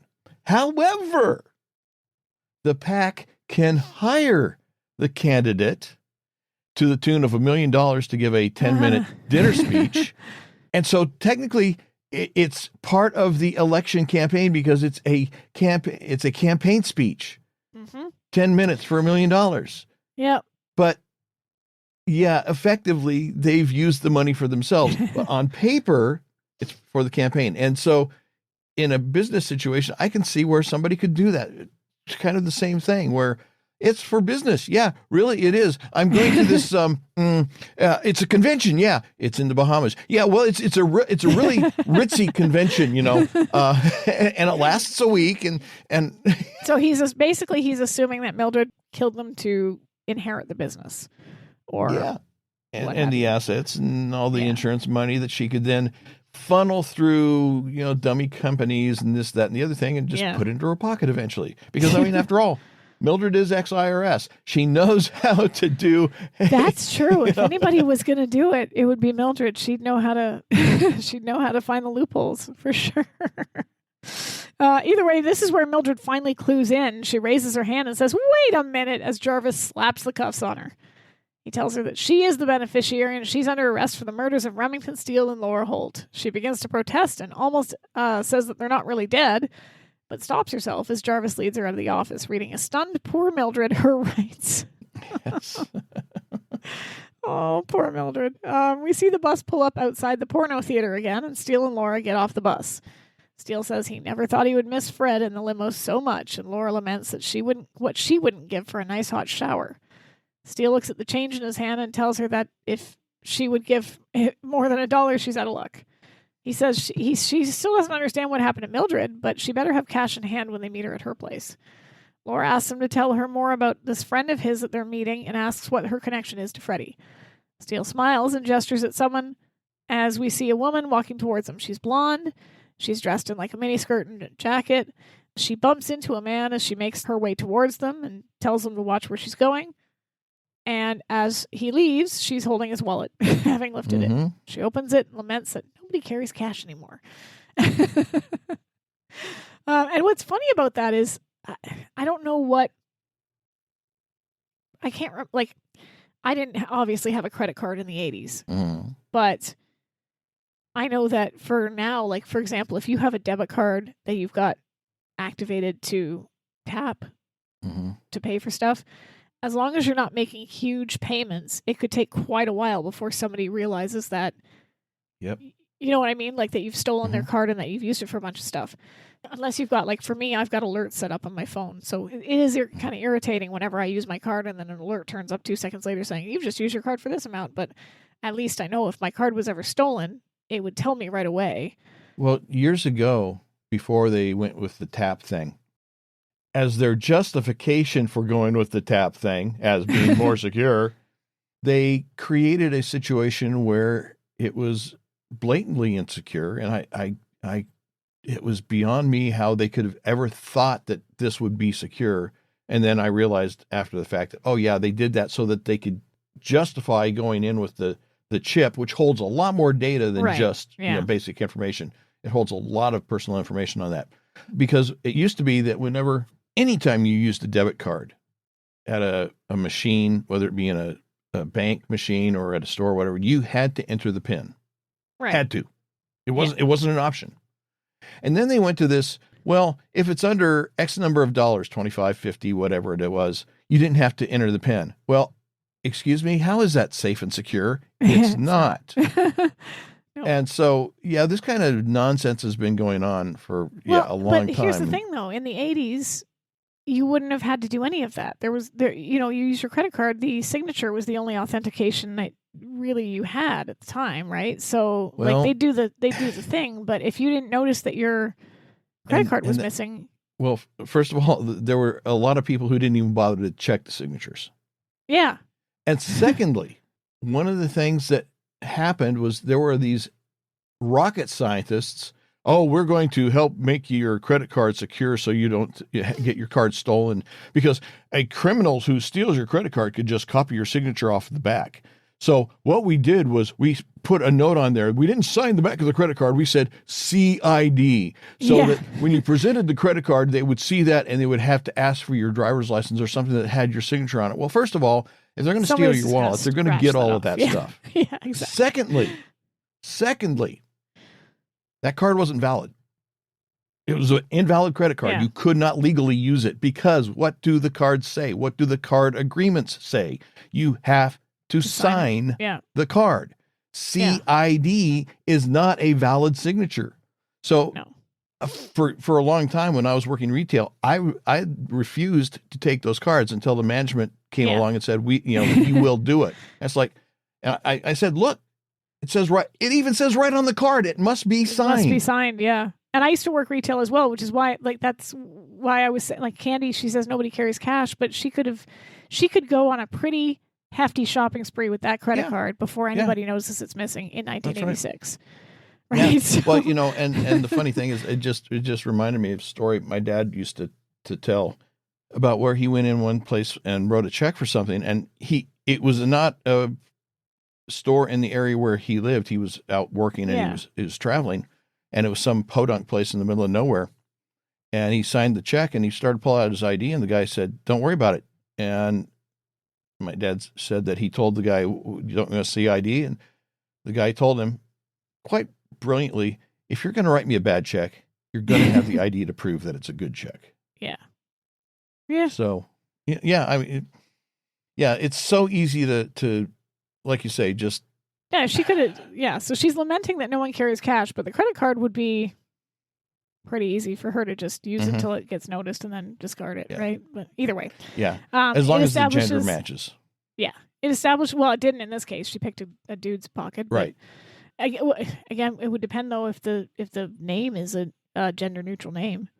True. Or she could have traded it to somebody for something else, a credit card with a woman's name that a guy picked up, or, hey, here's a credit card. I just got this. I can't use it, obviously, because my name isn't Fred, but, I'll trade you this credit card. Give me $25. Yeah. So Steele tells Laura that Freddie and Candy are both pickpockets, which is the connection. He introduces Laura as his partner in reincarnation. Laura tells her it's nice to meet her, and Candy asks what's going on, wondering if he's pulling a scam or if some poor sap took his bullets by accident. Steele flinches at her words and pulls out the ring, handing it to her. She takes it and her face falls as she says, "Freddie. Oh God, Jennifer too." Laura asks if she has any idea what they were doing at She stops herself and says, Harry's apartment in the first place. Candy nods and says that she and Freddie were working the track last week, and he saw the local loan shark and walked up and picked his pocket, picked him clean. I mean, she can't believe that he would do that, obviously. Steele asks if the loan shark was a man named Pittsburgh Phil. Candy nods and says that Freddie didn't tell her what the take was, but the way he was acting, she knew it was big. She says that for some reason he thought he needed Steele's help, but when he went over to his place, he wasn't home, so he called up Jennifer to come party with him until he got back. Candy angrily says that he shouldn't have messed with Phil. He knew better than that. And unhelpfully and rather insensitively, Laura says apparently he didn't. Come on, Laura. What is that adding to the situation? Well, but I mean, if you look at it from her perspective at this point, she's been declared dead. She hasn't had anything to eat in probably a close to a day. She's wearing the same clothes that she wore the day before yesterday. They're being hounded by the police. They're getting chased by people who think they have something that they don't even know if they have or not because they don't know what it is that there's being chased. So she's understandably a bit testy. Yeah, I get that. I mean, it doesn't, I granted, it doesn't help the situation, but I mean, you can kind of understand her being a little bit she's not irritable. She's not her best self in this episode, I'm going to say, because it's not just like this. I think why it kind of irked me that she made that comment is because this is somebody that was Steele's friend, and she knows that he's upset. And so it kind of feels like she's picking on the dead a little bit, which is... Hey, if you can't dance on their grave, what good are they? I mean... I don't know. I mean, love it. we all know people who... If we wouldn't do it, somebody else would literally dance on their grave in celebration. Yeah. It's pretty sleazy, but there are people and we all know them. Yeah. I'm the kind of person that because let's face it, there are some truly awful people in this world. And if somebody dies, I'm not going to post a, thing saying, yay, they're dead. Woohoo. But I'm also not going to mourn somebody terrible or perform mourning for somebody terrible. If a murderer or horrible human being dies, I'm probably just going to say nothing. But, for some reason, the news and media likes to either elevate somebody who's just died to sainthood or, the opposite. Mm-hmm. Yeah. And for me, I just kind of feel like I don't necessarily need to interject an opinion if it's not somebody I knew personally. But it does bother me if I see somebody who was visibly horrible being kind of like put up on a pedestal just because they're dead. Yeah. That irritates me. So but Laura's comment really isn't at that level. No, though. I know. It's just insensitive. It's thoughtless, but it's her frustration at the situation coming out because, I mean, let's face it, if the story Candy is giving them is the straight poop, Freddie kind of started all this. And so she's understandably irritated at Freddie at this point. Well, Steele not that she can do anything about it anymore, but I mean, she's understandably irritated at Freddie. Freddie's dead. Steele, trying to smooth things over, says that a trip to the track is in order. He then asks if she has any spare change they can borrow. Meanwhile, at the police station... But I got a credit card you can use. Yeah, right? She could just get him the... Yeah, exactly. Meanwhile, at the police station, Mildred is on the phone in the interrogation room speaking to her housekeeper, Teresa. She asks if Senor Steele or Senora Holt is in her casa, por favor. Shocked, she asks, what do you mean no? And begins to ask where the hell they are when Jarvis walks in. She amends her words, saying she'll try somewhere else. Hangs up the phone and then starts to dial it again, but Jarvis stops her, telling her she only gets one call. She protests and says, that was my housekeeper. Jarvis says, well, that was a strange call to make. Most people call their lawyers. He takes her out of the room as she continues to protest. At the track, we see the horse racing in full swing. Very busy place. Inside, we see Laura and Steele watching the race on TV. Annoyed, Laura says she can't believe she had to hawk her necklace to get into this place. And do you have to pay to get into a track? I thought you... I don't think so. That didn't make sense to me, this line, because I thought that you could go and attend and watch without having to buy your way in. Where they made their money was with all the suckers, patrons that placed bets. I've only ever been to a track once, and that was last summer. And we didn't have to pay to get in. we brought in $10 because we thought it would be fun to show Kira all the names of the horses. And we basically said, okay, we're going to bet with this $10, and when it's gone, just to do it once, just to say we've done it, right? So we did, and we lost, and then we left. But yeah, we didn't have to pay to get in. So I guess it's just kind of showing that this is meant to sort of evidence that they're even more broke, or maybe some of the more, I don't know, I can't really even say upscale, because this doesn't really look particularly upscale in terms of a horse track, but maybe some of them do involve you having to pay to get in. I don't know. But either way, she says she can't believe she had to hawk her necklace to get into this place. And then Steele, with a slight grin, says it was either that or hawk her body. And given their current hygienic state, the necklace was the better move. Literally every chance he can get in this episode. Yes. Ouch. And she says if they had taken a bus instead of a cab, she wouldn't have had to make that choice. So Candy must have given them at least a substantial amount of money, because otherwise you wouldn't have been able to afford a cab. Well, maybe she hawked her necklace at a pawn shop, and then they took the cab to the track. No, because she says if they had taken a bus, she wouldn't have had to make the choice to hawk the necklace. Right. We need to get to the track. Well, how are we going to get there? Well, we'll take a cab. We don't have any money. Well, you got a necklace, don't you? Yeah, go hawk it. We'll take the cab, and then we're at the track. Yeah, I don't know. They may have had, with Mildred's $3 and maybe a couple dollars that. Well, they didn't even have that $3 left. They only had change by that point. Yeah, and I don't know how much a bus was in L.A. in the 1980s, but it may not have been all that much where they had enough change that they could have taken the bus, except he wanted to take a cab because Remington Steele doesn't travel on a bus. I don't know. It just seemed the way she worded it that they did the transportation first, and then they ran out of money, and she had to. It does seem like that. Yes, I'm trying to. Yeah. I'm trying to create a scenario that works.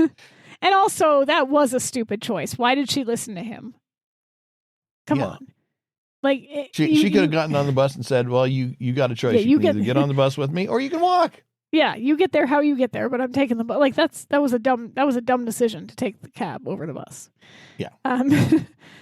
Yeah. So she wonders what they're going to do for food, as she won't get anything for her earrings. Steele isn't listening to her as he spotted Pittsburgh Phil. He wonders if he was the one who killed Freddie and Jennifer, and that was why he was, and why he was at their wake. I can talk. Laura says that he was looking for whatever it was Freddie lifted from him. Steele wonders how they can get close enough to find out what that was. Laura crosses her arms and suggests they ask him for a loan. And then Steele grins, though not happily, and says, "That's what I love about you, Laura, always willing to stick my neck out." But sarcastically, she shoots back that she has nothing else worth hawking, remember?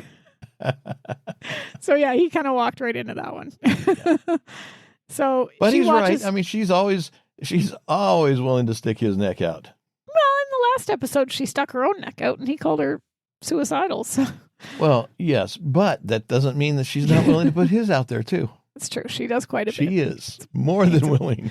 Big old target. When the spirit moves her, she will put his neck on the line, and it's usually moving her. Pretty much, yeah.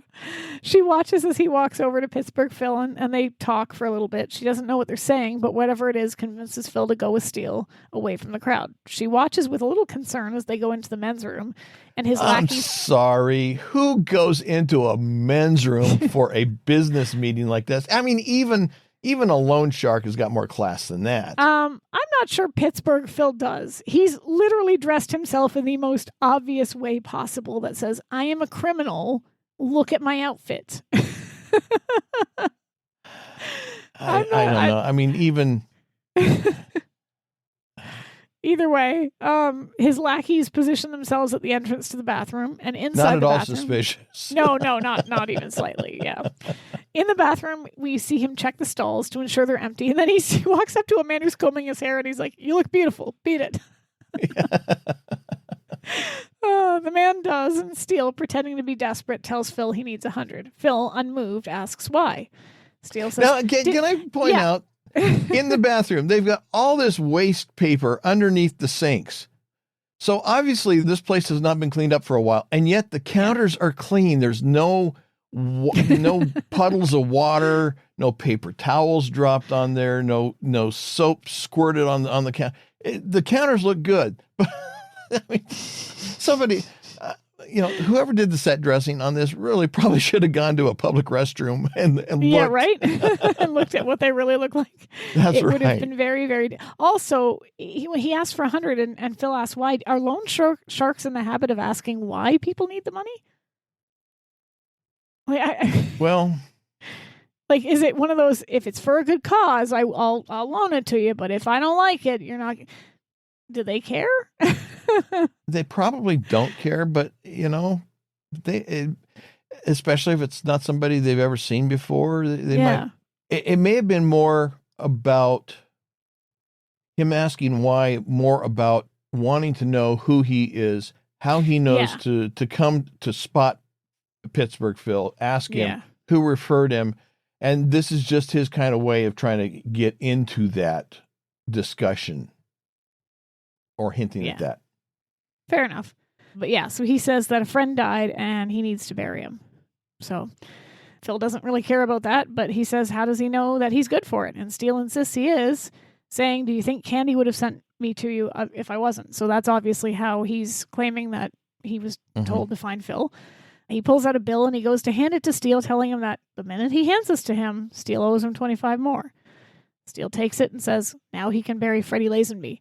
Do you think the Lazenby was meant to be wondered about that. like a Bond kind of like, Lazenby, here we go. Because like this would have been the time when he was being talked about as Bond, right? That this would literally would have been, because we're 2 episodes away from the end of the season, which we know what happened there. So, but also I noticed that Pittsburgh Phil didn't tell him when the payment was due. No, I'm assuming he would have gotten to that, but then Steele made the Freddie Lazenby comment, and that kind of distracted him because he obviously recognizes the name, but before he can do anything else, Steele grabs him and shoves his head into the sink, saying that, you remember Freddie, the guy that he splattered all over my living room carpet. Phil is surprised, saying Freddie's dead. And another question here. Pittsburgh Phil was at Steele's wake. Yes. So presumably he knew who Steele was, or at least probably had seen his picture on the news. Why didn't he recognize him when Steele approached him? I kind of wondered that too. Because, I mean, here, the guy's dead. He's all over the news, and you're going to his office for something that he supposedly has for you, but you can't even recognize him when you've got him in a men's room? I mean, sorry, that sounds bad. But I mean... what you do in men's rooms is none of my concern. or who you do it with, I guess. But yeah, I mean, he should have recognized Steele. I'm not disagreeing with you. I'm going to hand wave it, but I'm not disagreeing with you. Get that Mack truck over here. Yeah, drive it right through that hole. Yeah. And Steele, so he says Freddie's dead. Steele says yes. And Phil realizes then that he's Steele. And Steele says that's right. And Phil hollers for his minions, who run in and immediately surround him and begin beating the snot out of him. Poor Steele. Like, all the head injuries, all the beatings. Yes. They sort of shove him in the sink, and Phil grabs the money back. He says he doesn't know what kind of game he and Freddie are playing, but he wants the ticket that he lifted, and he wants it back now. Phil tells his minions to take Steele someplace quiet, and if he doesn't cough up the pick 6 ticket, to put a bullet between his eyes. Was it really smart of Steele to attack Phil knowing that his goons were right outside the door? No, it was dumb as hell, but I'm guessing because he fully believed that Phil was responsible for his friend's death, he was reacting Well, that entirely. would be even more reason not to do it like that. Like, this was be more careful. It's an emotional reaction. This was not a calculated, like, I'm thinking this plan through because it's a stupid plan or a smart plan. This was you killed my friend, and I want to look into your face and say his name and acknowledge that you were the one that did this to him. I think that was just Steele reacting emotionally without thinking the consequences through, which should have, but So the 2 men grab Steele, they shove his arms behind his back, and they march him out of the bathroom. Laura sees this and follows, and they take him out back to the horse stalls. They throw him against the wall as Laura approaches. One of them kicks Steele, and he throws him backwards while the other throws himself on Steele, hitting him. Laura grabs a riding crop, undoes the rope, and spooks the horses, leading them to charge at Steele and the two men. The men run, they're being chased by the horses, and Steele dives out of the way. She grabs him and asks if he's all right. He says that he couldn't be better as they begin running. They go back inside the track, and they make their way through the crowd. Phil turns to see that they're still alive, and his henchmen arrive to tell him the same. Steele and Laura make a run for it, but they're also seen by the man in the blue suit jacket, who also makes a run for it as soon as he sees Steele, Laura, and Phil and his henchmen running towards him. So now we've got the man in the blue jacket. He desperately runs out of the building. He ducks under a turnstile. Steele and Laura follow him. They jump over the turnstile. Laura recognizes him in the man in the blue jacket. Hey, he was at the wake. Steele sees him and says, "Follow that mourner." Then we get Phil and the henchmen right on their heels, but as they jump over the turnstile and look around, they've lost them. So Phil is frustrated. He hits one of his henchmen and they kind of storm away. Then we get the man in the blue jacket who runs into a church, which apparently is right near the track. I guess that makes sense. I guess that makes sense, though, if you've got like a lot of sinners, you want to put your church where the clients are, basically. Well, I suspect that the church was there before the track was. But probably. To me, looking at it, it just didn't seem like... It looks like a completely residential... It looked like there's a lot missing. Yeah. Because, I wouldn't expect to see a racing track right across the street from a church. No, I wouldn't. Even within a few blocks of it, I wouldn't expect. But yeah. So, we've got the man in the blue jacket. He runs into the church. Laura and Steele follow him. They rush inside, and they're stopped by a nun, the same nun that was at their wake, who tells them that they're in the Lord's house. Laura apologizes and begins to introduce themselves, but stops, recognizing the nun. She tells her, "You were at our wake yesterday." I'm betting that's not a sentence that people often hear. "Hey, you were at my wake yesterday." Yeah, really. That's odd. She says, "So was the man who came in here." The nun recognizes their names and says, "Thank God you're alive." Steele says, "Thank you, but 2 people are dead. And if they don't get to the bottom of this, she may find herself at their funeral again." It was so good the first time, we're doing it all over again. Yes. Yeah. So nice, we did it twice. Yeah. The nun sits down sadly and says, this is Sister Natalie, she's described in the script, and says she knew her brother had lost his way, but he couldn't be involved in a murder. I've got a question. I'm sorry. Okay. I've got to ask. I know that until, I don't know, the last 20 years or so, nuns typically did wear habits. Not all the time, but often. But this costume that she's in, this outfit that they've got her dressed, the actress dressed in. Yeah. It doesn't seem like something that a nun would have worn in the 1980s, maybe in the 1940s, 1930s, but that doesn't seem like a 1980s version of a nun's habit.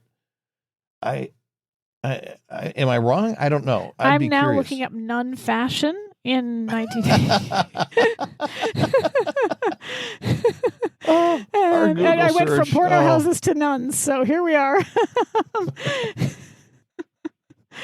According to this, shorter veils, simple bright colors instead of large, stiff gimpies, and ankle or mid-calf length dresses, sometimes in blue, gray, or black. Many sisters wore simple street clothes such as skirts, blouses, or dresses to better blend into the community, often choosing dark colors. Traditional heavy layered habits were largely replaced by more practical, lighter weight fabrics. So yes, they had the headgear on this one in particular is just a bit extreme to me. Yeah, but compared to what I don't know. I've always seen it that way in movies, so I never thought about it because the movie Sister Act, which came out in 1993 or something, they're all wearing the traditional habits like Sister Natalie is here. So are you saying Hollywood lied to me? Are you saying Hollywood lied to me? Anyway, one of the comments says Father, Son, Holy Ghost, perfect trifecta. So yeah, I don't know. I didn't question it, but apparently, yes, their uniforms had changed a little bit. Laura asks if her brother is the man who ran in here, and she says yes. He thought he was being chased by a loan shark. Steele asks why they were at the wake. The nun, Sister Natalie, says that they were hoping to find the missing ticket. Laura, confused, asks what ticket, and Steele fills in the blanks, saying the unclaimed $1.5 million Pick 6 ticket, if he's not mistaken. Laura is surprised, remembering hearing about it on the news. Steele tells her that that's what Freddie picked from Pittsburgh Phil's pocket. And Sister Natalie says Pittsburgh Phil took it from her brother, who owed him money. Laura asks how her brother got it. The nun laughs and says that he went through her purse and found it there. Laura asks if the church frowns on nuns playing pick six. She says no. She was only holding the ticket for Michael Harrigan. Annoyed, Laura comments that this ticket has seen more hands than a palm reader. I like that comment. There was a little bit more in the script about that, but they cut it. I like that they kept this line, though. Mm-hmm. The nun explains that Michael Harrigan is in the AA group that she runs at the church. He placed the bet for some friends, but when it came up a winner, he was tempted to cash it in for himself. Here's my question. What would you do? You've placed this bet, you specifically, Eric, you've placed this bet for friends, friends who shouldn't be placing the bet in the first place because technically they've rigged the outcome. Well, they haven't necessarily rigged the outcome, but... Well, they did, though. They had planned to be... They had all sort of conspired to have at least one of the different jockeys win. Yeah, but you don't necessarily have as much control over the final results of a race as you might think. Either way, though, they've attempted to conspire. But, yeah, I understand what you're saying. I understand what you're saying. I would have probably made a deal ahead of time where I get an equal split. Fair. Yeah. Yeah. Same. Yeah. Get yours. Get your money. That's right. I'm placing the bet. I'm doing the work of collecting it. Actually, no, it shouldn't be an even split. I should get more because you're the face of it. Well, you're taking the risk. Yeah. With the IRS. Yeah. The IRS is going to come collecting their portion of it out of that. And I'm going to be taxed on that as if it was all mine, but I'm giving away a bunch of it to other people. So I need to calculate how much my taxes are going to be on that first, and then we split the rest 6 ways. I don't know if people are taxed on lottery winnings in Canada. I'm looking that up. This isn't a lottery. This is gambling, and you're going to be taxed on it. Yeah, okay. So lotteries are not taxable, but you're right. It is gambling. So I'm going to look up gambling for whatever reason. So we don't get taxed on our lottery winnings. Well, if they're government-run lotteries, no. But if it's a private lottery, I imagine you do. All it says here is lottery winnings in Canada are generally considered a windfall and are not taxable. You do not pay income tax on the lump sum amount, whether it's a small prize or a multi-million-dollar jackpot, because it's not considered earned income. However, any interest or investment income earned on the winnings after you receive them is taxable. They're going to get you one way or the other. Yeah. Here are the key details regarding taxes. Tax-free status. Winnings on Canadian lotteries like Lotto Max, 649 casinos, and charitable raffles are tax-free. If you invest your winnings and earn interest, dividends, or capital gains, that income is taxable. If a lottery what else are you going to do? Yeah, let's say you win $1 million. You're going to invest some of it. Yeah, well, I'm going to buy a property. Well, you just invested it. That property is going to increase in value. Oh, I bought a car. Well, that has... That's going to decrease in value. Well, yeah, but they're probably going to say, well, that's an asset now. It's you converted it from one form to another, so now that's an asset that you got to... So then it says, if a lottery prize is paid out in regular installments, like an annuity, rather than a lump sum, the principal is usually tax-free, but any interest generated by the annuity structure may be taxable. And professional gambling. Here we go. If winnings are deemed to be from a business, example, professional poker player, they may be taxable. So I guess we would be taxed on gambling wins. So yeah. Foreign lotteries, winnings from non-Canadian lotteries may be subject to foreign taxes. So yeah. Anytime there's any money changing hands and the government wasn't the source of it, like a government-run lottery, or it's not charitable, they're gonna take their slice. They're gonna figure out a way. They're gonna, no matter how convoluted the logic. Do you guys have to answer a skill testing question when you win something? A skill testing question? Yeah. Do you have to do that? I'm not sure I understand the question. So, like, you win, like you win like a scratch ticket, or you win just like a small amount in the lottery. You have to usually answer a math question or something. You don't have to do that. No, why would you have to do that? Okay. Technically, our criminal code. I wasn't sure if he did this everywhere, and to be fair, a lot of companies just don't even bother with it anymore or give you the answer ahead of time, so you don't have to worry about it. But you must answer a skill testing question to comply with the federal criminal code. Under Canadian law, contests that involve both chance, like a random draw, and payment, so like you buy, like roll up the rim at Tim Hortons, you roll up the rim and you win a coffee, are considered illegal lotteries. Their skill testing question converts a contest of pure chance into a mixed competition, making it legal. So, to eliminate some chance, transforming a game of chance into a game of, so like, so if it's a no purchase requirement, like no purchase necessary, that's considered an illegal lottery. So unless like the bottle caps that used to have like you win a free Coke, we would take those up to the counter and they would give us like a math question, like 40 plus 10 or 40 plus 10 times 2 in brackets minus 5, and then you would have to answer it in order to get your prize. But the rules of our math question contest are that you don't have to give the correct answer. You merely have to give an answer. Well, no, they usually give you the answer. They usually just get around it by like, or it's written somewhere on the counter or something like that, because like it's one of those like loopholes, right? What was it from Hitchhiker's Guide? The 42 or 42 49. is the answer to life, the universe, and everything. Yeah, so they would make sure that every answer was 42, right? Yeah, it could be something like that, right? So you have to.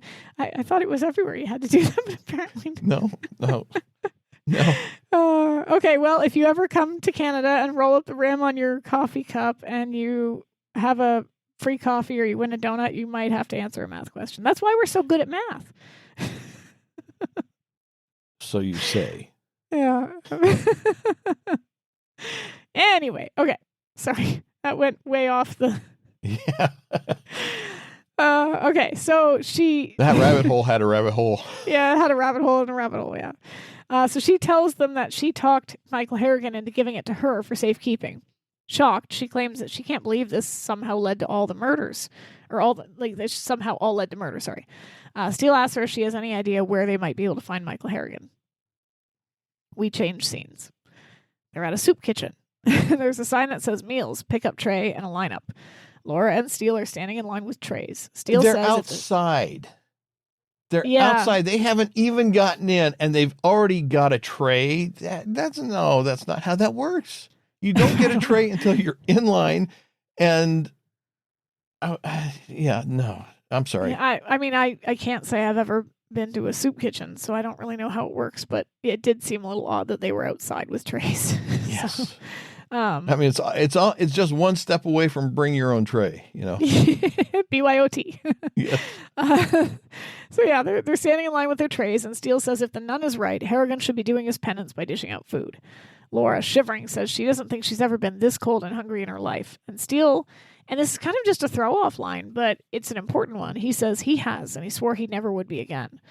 And I gotta say that I'm giving some props to Steele here for being as patient as he is with Laura in this episode, because she, again, does not handle herself very well. Like, this is a temporary inconvenience, and they both know it. Mm-hmm. They're not going to end up on the. Well, you know what I mean. They're not going to end up on the street the rest of their lives. They're going to. Theoretically going to figure this out. What they're looking at is how long is it going to be before we get to this point where we're not on the street, cold and hungry, and running for our lives. Either way, Laura, like, I don't know. Either way, because there's always the possibility that they won't actually get to that whoever is after that ticket's going to take them out. So, there is a possibility they may die hungry and cold. I just mean that this is, if they figure this out, this is temporary, and both of them know that, right? Oh, yeah. I'm not saying their lives aren't in danger, because they are, but the actual, like, they're not homeless the same way Steele was homeless. Mm-hmm. Steele was legitimately, like, he had nowhere to go. He had no one to lean on. He had no friends. Like, they've got Mildred. If they really needed to, they could call Laura's sister. They could call, any one of Steele's contacts. Like, they have people that they can get a hold of and help them. And Steele never had any of that. And Laura, especially in this scene, just does not. I don't love it. Because everybody that is standing in that line is just as down on their luck as Steele was. Mm-hmm. And she's only focused on the fact that she's been hungry for 24 hours. And I get it. It sucks. when you get hangry, you get hangry. But Steele could be more. He could have criticized her here for her, or gently reminded her that, hey, these people have nothing. Be cool. Instead, he just simply says that he has been this hungry, and he swore he never would be again. And he's at least like, yeah, I don't know. I don't know if I necessarily wanted him to criticize her or say like, hey, what, this isn't. It just feels like, of the two of them, he's the one that's got the perspective on the situation, and she's the one losing her mind. Well, and it could also just be that he is not really even thinking about the bigger picture. He's just looking at their situation and comparing it to his past experience. And he's not really giving any thought to the fact that the other people in line may have been hungry longer than they have been. So, well, I think she's not giving any thought to that fact. I think Steele understands. Right, but I think it could be both of them doing the same thing, just in different ways and having different responses to it. Yeah. They both look rough here, but still kind of out of place given Steele's suit. Yeah, so well, I mean, yeah. A bum in a suit is still wearing a suit. I'm not saying, yeah. I'm just saying, like, obviously it's an expensive suit because he doesn't walk around in just anything. So, it's kind of funny given the people. If you're going to be a bum, be classy about it. That's true. Yeah. Laura asks how much money they have left, and Steele tells her $2 or $3. He tells Laura after they eat and talk to Harrigan, they'll get in touch with Mildred and see what she has for them. Laura reminds him food first and then the questions. The line moves up a bit, and the homeless man, and this is what I mean. A homeless man cuts in front of Laura, and furious, she says, "No cuts, you bum," and she just like tosses him away, and that's crappy. Like, I get someone shoving in line, but like she treats him as a joke. Like, it's treated as a joke. Haha, the bum tried to cut in, when this is somebody who is obviously genuinely on the streets in a way that Laura has never been and probably never will be. And she just like treats him like he's not a human, like a sub. She just, get out of here. She calls him a bum. Like, that's crappy. That's a crappy way to behave, especially when she's eventually going to get her life back or die, one or the other. Like, those are the two options. Yeah. Whereas this guy, who knows how long he's been out there or will be out there. Like, it's just, I don't like it. Well, I mean, when you're playing the part of a homeless person, but you're not really homeless, generally speaking, yeah, you tend to overact. Yeah, I think it's one of those things where people who have, and I'm not saying everybody, right? But those people who have a lot of creature comforts typically don't react well when they're taken away, versus people who have maybe grown up with little to nothing are a little bit more adaptable if their circumstances change because they've been there. Yeah. And this is kind of people who have a comfortable lifestyle tend to be a little bit intolerant of other people that don't have that lifestyle. Yeah. And when they're put into that situation, they become even more intolerant. So, yeah. Yeah, and I think this is what we're seeing, because Steele, he knows what's what. He's been there before. He obviously doesn't like the situation any more than Laura does, but his focus is more on, let's talk to Harrigan, let's figure this out, let's get back to, and you would think it would be the other way around, given how Steele always likes to be in flashy suits and live the high life and spend all the money, but the difference, though, is that Steele has been here before, and he knows how to work things exactly to survive, whereas Laura hasn't been, and so she's in a bit of a panic. She's crashing out. 100% she's crashing out. Like, she's hangry, she's tired, you're right, she's panicking. I'm not saying that's an excuse, but that's definitely what's going on. So he tells her to take it easy, saying there's enough gruel for everyone. Laura asks if he's certain Pittsburgh Phil seemed surprised to see them alive, and Steele tells her that if he was so surprised that if he ever sees him alive again, he'll kill him. Laura says they just have to trace the path of the ticket backwards until they find out who does have it. They approach the door. Steele says that leads them right back to Michael Harrigan. Laura says, more importantly, food. this is kind of turning the tables. If you recall, back to like Steele trying, where he spends the entire episode trying to find something to eat. Right. This is the shoes on the other foot here. A large man in an apron intercepts them at the door and announces out of grub. Laura asks, "What do you mean?" And he asks if they're deaf and tells them, "Get here earlier next time." And furious, she says, "Do you realize how long we've been standing in this line? Do you think we're doing it for fun?" And again, Steele, like, he knows how this works. He knows that sometimes they run out of food, and he's trying to kind of mitigate the situation. So he just bypasses Laura and talks directly to the man, asking if he knows where they can find Michael Harrigan. He says he didn't show up that night, and Laura, she's still, like I said, crashing out. She calls him an oversized, stone-hearted ape, and like all those people standing in line, not one person is screaming at this guy because they're so demoralized, probably from their constant day-to-day struggle to feed themselves, find somewhere to sleep, etc.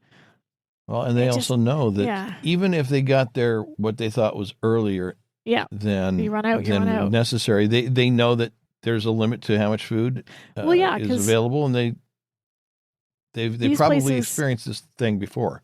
Oh yeah, these places largely run on donations. So if there's not a lot of donations that week, that might limit how much food they have. So it doesn't look good for Laura because she's the only person in that line that has never experienced this before, and she's the one screaming at, she's that like that customer in the restaurant that throws a hissy fit over something trivial, right? So Laura, do you know who I am? Yeah.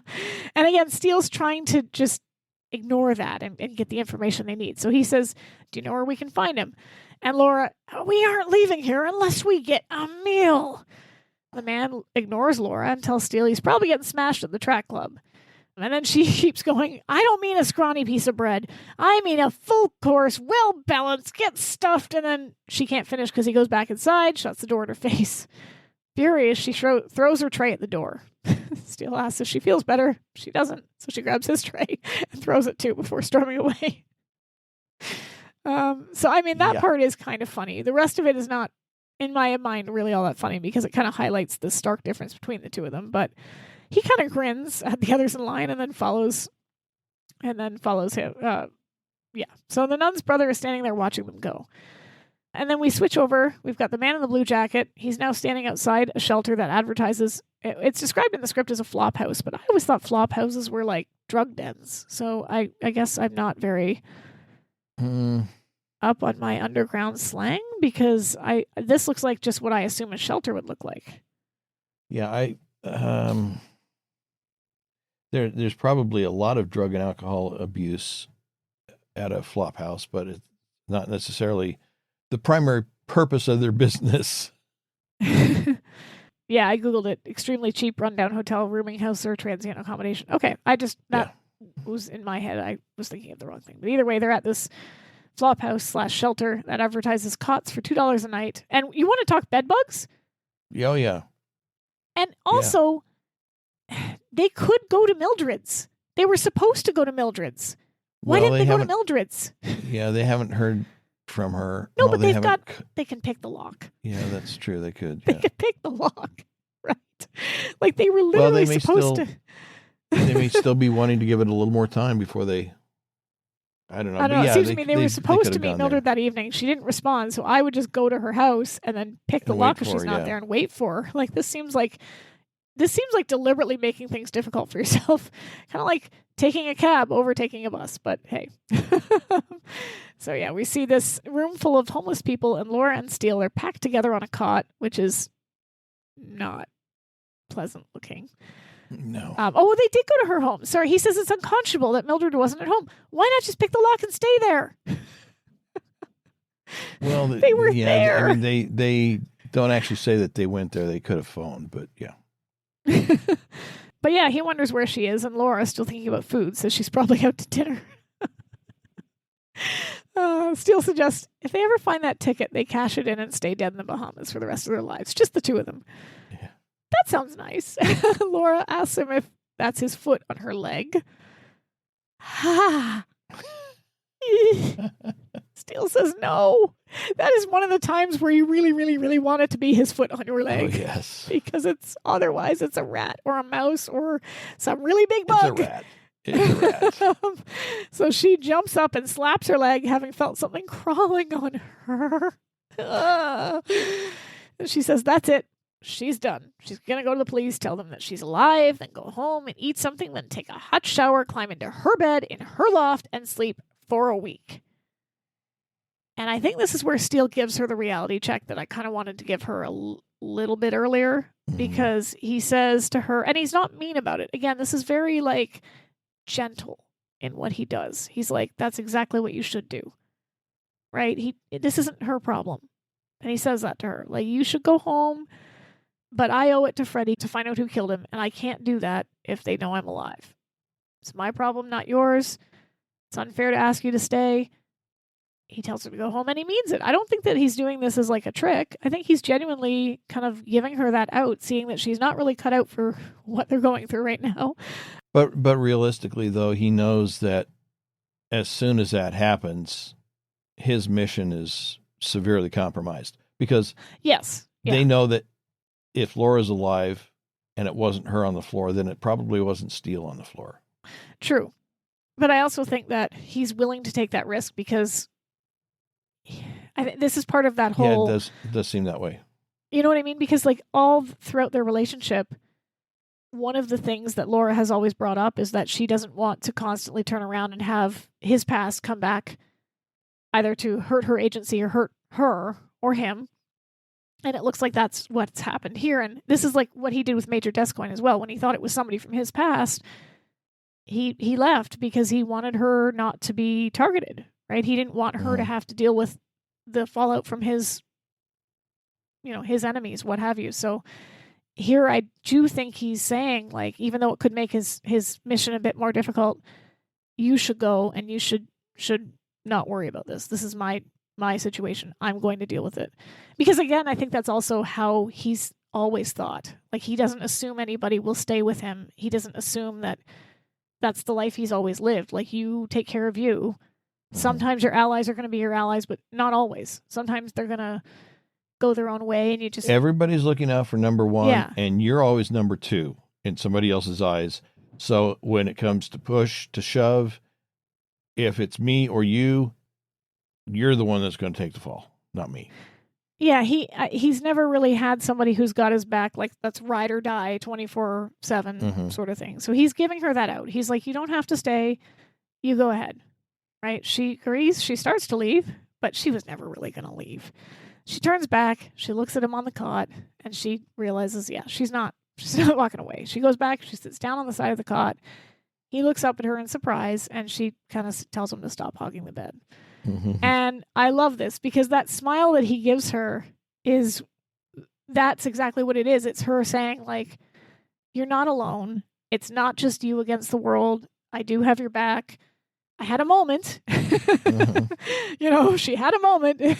But at the end of the day, she's not going to leave him there to deal with that problem by himself. Of course she's not. And then that's his realization that somebody does have his back. There is somebody who's going to be there for him when he needs someone to help him, even if it is a problem he created. And in this case, it really isn't. Somebody came and stayed in his apartment and got killed while they were away and out of town. That's not, that's not his fault. But yeah, this is really sweet. Stop hogging the bed. I don't know why you'd want to be on that bed, but hey.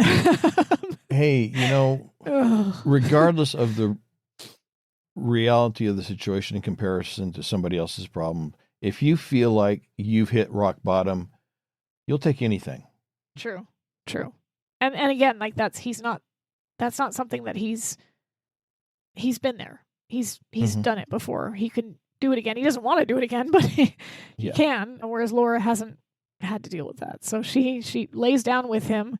They kind of curl up together, which is very sweet, but it's short-lived. Because it appears that as Steele says, that the nun's brother has sold his soul to the devil. Because we see Pittsburgh Phil come in with the man in the blue jacket, and they hide under the covers as he starts to check the cots. When he gets to their cot, he pulls the covers back. Steele hits him, getting the element of surprise. They jump up and they shove something into his arms. I'm not sure what they shove into his arms. Grab a suitcase. Oh, I don't okay. know who had a suitcase, but somebody there had a suitcase, and Laura snags it. And I would think that if you had any personal possessions, you would have them like attached to your person because somebody else would take them. Like if you were, you would think. You know what I mean? Because when I went to Scotland the first time, I stayed in youth hostels. And one of the things that I was told ahead of time was like, padlock your suitcase so that like you can't open it, but also like lock it to something like the bed or whatever. So they can't just take the whole suitcase. That's what I did. So, but yeah, so they shove a suitcase into his arms and they run by him. Phil, Blue Jacket, and the minions scramble after them. And then we see the next scene, they're underneath a bridge. They are sleeping in a pipe with a cardboard box over top of them for a blanket. Mm-hmm. And a truck horn sounds, and Laura just like hits the roof. This is funny. How she just like, yeah. And she's like flipping out. Steele, it scares the ever-loving bejesus out of Steele, who, what's wrong? What's wrong? she says, it's okay. It was just a horrible nightmare. She dreamed someone was chasing them and they had nowhere to go, so they had to spend the night under a freeway. She says the last part. She looks around and realizes that's exactly what happened. And Steele, still tired, he's kind of like leaning against her and he puts his head on her shoulder and he says, well, they can go back to sleep and perhaps they'll wake up in their own bedrooms. And Laura says there's only one way they're going to wake up in their bedrooms, and that's by getting to the bottom of this Pick 6 ticket once and for all. Still half asleep, Steele tells Laura that her good friend in the food line that Harrigan is a regular at the track club. He suggests going back to sleep and heading there later, but Laura has already gotten up. Poor guy. He protests and follows her. At the police station, Mildred is in the interrogation room again with Jarvis and a woman with the stenotype or the typewriter thingy. Typewriter thingy. Yes. She says that she wants to confess everything and that she can't handle another night in that cell. Oh, Mildred, if you think that's uncomfortable, you should try the cot that Steele and Laura were just on. But yeah, it's so all relative. Yeah. Jarvis asks the woman with the typewriter, Sally, if she's ready, and she nods, and Mildred says, here goes. She tells Jarvis that she knows that he won't believe it, but Mr. Steele and Laura aren't dead. Jarvis doesn't believe it. He says, they're not? Mildred doesn't catch the sarcasm, so she continues saying it was a pickpocket and his girlfriend who were murdered, not them. Jarvis still not believing her. Mildred continues saying she didn't know they were still alive until they lured her down to the mortuary. She says it was Mr. Steele who called her on the phone in my office, or in the office, and Jarvis, confused, says, Mr. Steele misplaced Laura Holt's urn? Yes, no. Mr. Steele thinks the nun, the lone shark, and the 5 jockeys, and all those other guys are somehow connected to the pickpocket. Jarvis looks at her like she's insane. Insane, yes. And then he says, it won't work. And she's, what won't work? Pleading insanity. She looks shocked by the insinuation, and Jarvis says he's officially booking her on 2 counts of first-degree murder. Can you do that when you don't even have confirmation that the people that are dead are the people that are dead? You can do anything. I mean, it's hazardous, I would think, because if the evidence comes out that you were wrong in the first place, which it does, then you either have to admit you were wrong and suffer the potential consequences legally and financially and otherwise, or you have to do a lot of work to create false evidence to support your case. So, yeah, it's kind of risky, but and I'm looking for it in the script because there's also a line in this scene where Mildred says, "You can't hold me; it's illegal," and Jarvis says something like, "That doesn't matter," or he kind of like dismisses it. Material witness, they can hold them for a certain period of time without charge. What's that scene? Anyway, I'll find it in a second. Anyway, she says, "You can't hold me," and he says, "Well, I'm going to." Basically, he says that the law doesn't apply, kind of thing. Well, again, they can hold you as a material witness. Yeah, for 48 hours. Yeah. Yeah. Poor Mildred. Poor Mildred. Or they can charge you with treason or sedition or whatever, and then the rules are different. There are no rules then. So. Yeah. So we switch back over to the track, and we see that Harrigan is supposedly passed out at a table. Laura How and did he Steele. know to play drunk? I wonder that too. But maybe he saw them coming and then why he would have a vodka bottle with water in it, I don't know. But hey. Yeah, it's too planned for something that was supposed to be spontaneous. Yeah. It would have made more sense if it was like something that looked like alcohol, like an actual drink. Like he had a glass with what could be like a rum and Coke or something, and it was just Coke. But either way, Laura and Steele, they sit down, they try to wake him, with Steele commenting that it appears their deaths were too much for him to handle. Harrigan sits up and kind of mumbles, "What are you doing here?" And Laura tells him that they want to get to the bottom of this pick six ticket, starting with who he placed the bet for. Apparently drunk, Harrigan, wow, regretfully pours himself another drink, saying they trusted him. Everyone used to trust him. He was a big shot around here.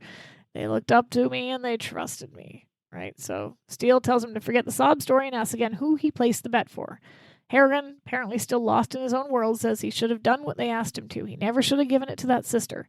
He says they were all his buddies and they trusted him before laying back down on the table and supposedly passing out. Annoyed, Steele says, well, we're not going to get much more out of him. So Steele points out a man who lost everything, and Laura says that he's hardly capable of killing anyone. Steele says that leaves them with the 5 jockeys in mourning. So Laura thinks for a moment and then wonders what the odds are that those 5 jockeys alternated riding the winning horses on all 6 picks. So I guess you'd have 5 and then maybe one that won twice? Or, yeah. Steele thinks about it and says probably about the same odds are that they're guilty of murder. So at the track, we see a jockey getting ready, and it's weird. He's wearing a different color. All the other 4 are wearing yellow, and he's wearing blue, and I'm not sure why that is. Well, but 2 of them are wearing the same color, but they're the decoration on their shirts are different. 2 of them are wearing the same shirt, basically. Yeah. With polka dots on it. Yeah. But, I'm wondering if that's just like all the outfits they had in the costuming. So they're like, whatever. Yeah. Nobody's gonna care. Who's gonna notice? That's right. But yeah, Laura and Steele approach the jockey and he says hello, commenting that he thinks he's seen them somewhere before. And Laura says, maybe at the wake yesterday? It dawns on him and he says, hey, that's right, you 2 were... He trails off, realizing they're not dead. He grabs the jockey, lifts him up, shoving him against the wall, and he tells him that his name is Steele, Remington Steele, and that they know that they fixed the race and got Harrigan to place the bet for him, only Harrigan gave up the winning ticket. Laura adds that it ultimately forced him and his cohorts to murder 2 people to get the ticket back. The jockey is shocked, saying, murder? No way. And just then the other 4 jockeys see what's happening, and they rush Steele. This is probably one of the funniest fight scenes. Like raining punches. It looks like he's being attacked or by children or something like that. Somebody in the comments says that he's in blue because that way we know who has the speaking part. It's true. So they're like raining punches down on him, and finally Laura intervenes and helps him out. The jockey in blue whistles and tells the others to back up. I think that's Alejandro Pascal. That's the name of the guy. Mm-hmm. They stand up and he says he doesn't know why they're pretending to be dead or who they say has been murdered, but they didn't kill anybody. Laura demands to know what they were doing at the wake, and he says the same thing as everyone else, looking for the ticket. Word on the street was that the pickpocket went to Mr. Steele to cash the ticket. He says when they found out that they were dead, they figured the pickpocket friend would come to pay his last respects. Steele asks if he's saying that they don't have the ticket, and the jockey points out it wouldn't do them any good if they did. They couldn't cash it in, not with all the publicity the track gives its pick 6 winners. He says that's why they went to Harrigan in the first place. That makes sense. Mm-hmm. Yeah. So Steele takes Laura aside and asks if she realizes what this means. And yeah, we were murdered for no good reason. Or she asks him that. I like that. Laura says that they made contact with everyone remotely connected with the ticket. Nobody seems to have it. Steele nods and says unless someone actually does have it, what better way not to be considered a suspect than to pretend not to have the ticket? Laura says, well, with all the anticipated publicity, the ticket holder would have to find some clever way of cashing it in without letting everybody know about it. Steele agrees, but the question remains, who's got the bloody ticket? Laura says, or better yet, who's no longer looking for it? 2 of them pause, both realize what she's just said, and leave. They come back into the track club, and Harrigan's gone. She says nobody that drunk could have crawled away that fast. Steele suggests he probably wasn't that drunk to begin with and takes a swig from the vodka bottle. Ugh. I would really be reluctant to take a swig from a bottle that I don't know anything about. Same. I might smell it. I mean, because you can. People say that you can't smell. You can't somebody's smell been drinking vodka, but yeah, you can. I mean, you definitely can. It has like a less. It's less noticeable than say rum or some other liquors, but it definitely has. And when you mix it in with other drinks, it may not be a noticeable smell. But if you've got the bottle and you stick your nose up to it and take a whiff, I think you're gonna smell it. Yeah, I wouldn't have drank from the bottle either. No. So yeah, behind him though, Pittsburgh Phil and his henchmen are approaching. They grab Laura, and Phil says he's been looking all over for him. He demands to know where the ticket is. Steele tries to tell him he doesn't have it when Jarvis shows up, gun drawn with 2 officers behind them, telling them to freeze. He tells Phil to drop the gun. Steele looks over, grins, and says he never thought he'd be happy to see Jarvis. He thanks him, and the officers arrest Phil and the henchmen as Steele and Laura go over to Jarvis. Mildred comes running in as well. He tells them they can thank Mildred, not him. To prove they were still alive, she had him expedite the fingerprinting of the murder victims. So it's obvious they were doing the fingerprinting, but just hadn't finished it. Which, again, I don't know how you can arrest somebody for murder when you don't even have a confirmed ID on the victims. Yeah, it's definitely a case of jumping the gun. Yeah. So to speak. Yeah, exactly. Mildred looks at them and says they look terrible. Angrily, Laura says it's great to see her too and asks where she's been. And poor Mildred, she's just like... Excuse me for saying anything. Right? And she never gets a chance to explain it because she spots someone behind them asking, hey, wasn't he at the wake? They turn around and they see Harrigan walking around looking completely sober. And he's with somebody else. They're carrying a briefcase. Laura and Steele give chase, and when he sees them coming, he grabs a hold of the briefcase he's carrying and runs. The man he grabbed the briefcase from yells for someone to stop him as he's getting away with $1.5 million. No, that's not how that would be done. They would give him a check or a cashier's check. They would do a wire transfer, some sort of... They wouldn't hand you a cash in a briefcase. I'm sorry. No, they happening. wouldn't. But we need this to be a visual. We need to see it. For the purposes of the narrative, it needs to be visually identified as he's got the money. So if you I can't agree. do it based on reality, then why are we doing it?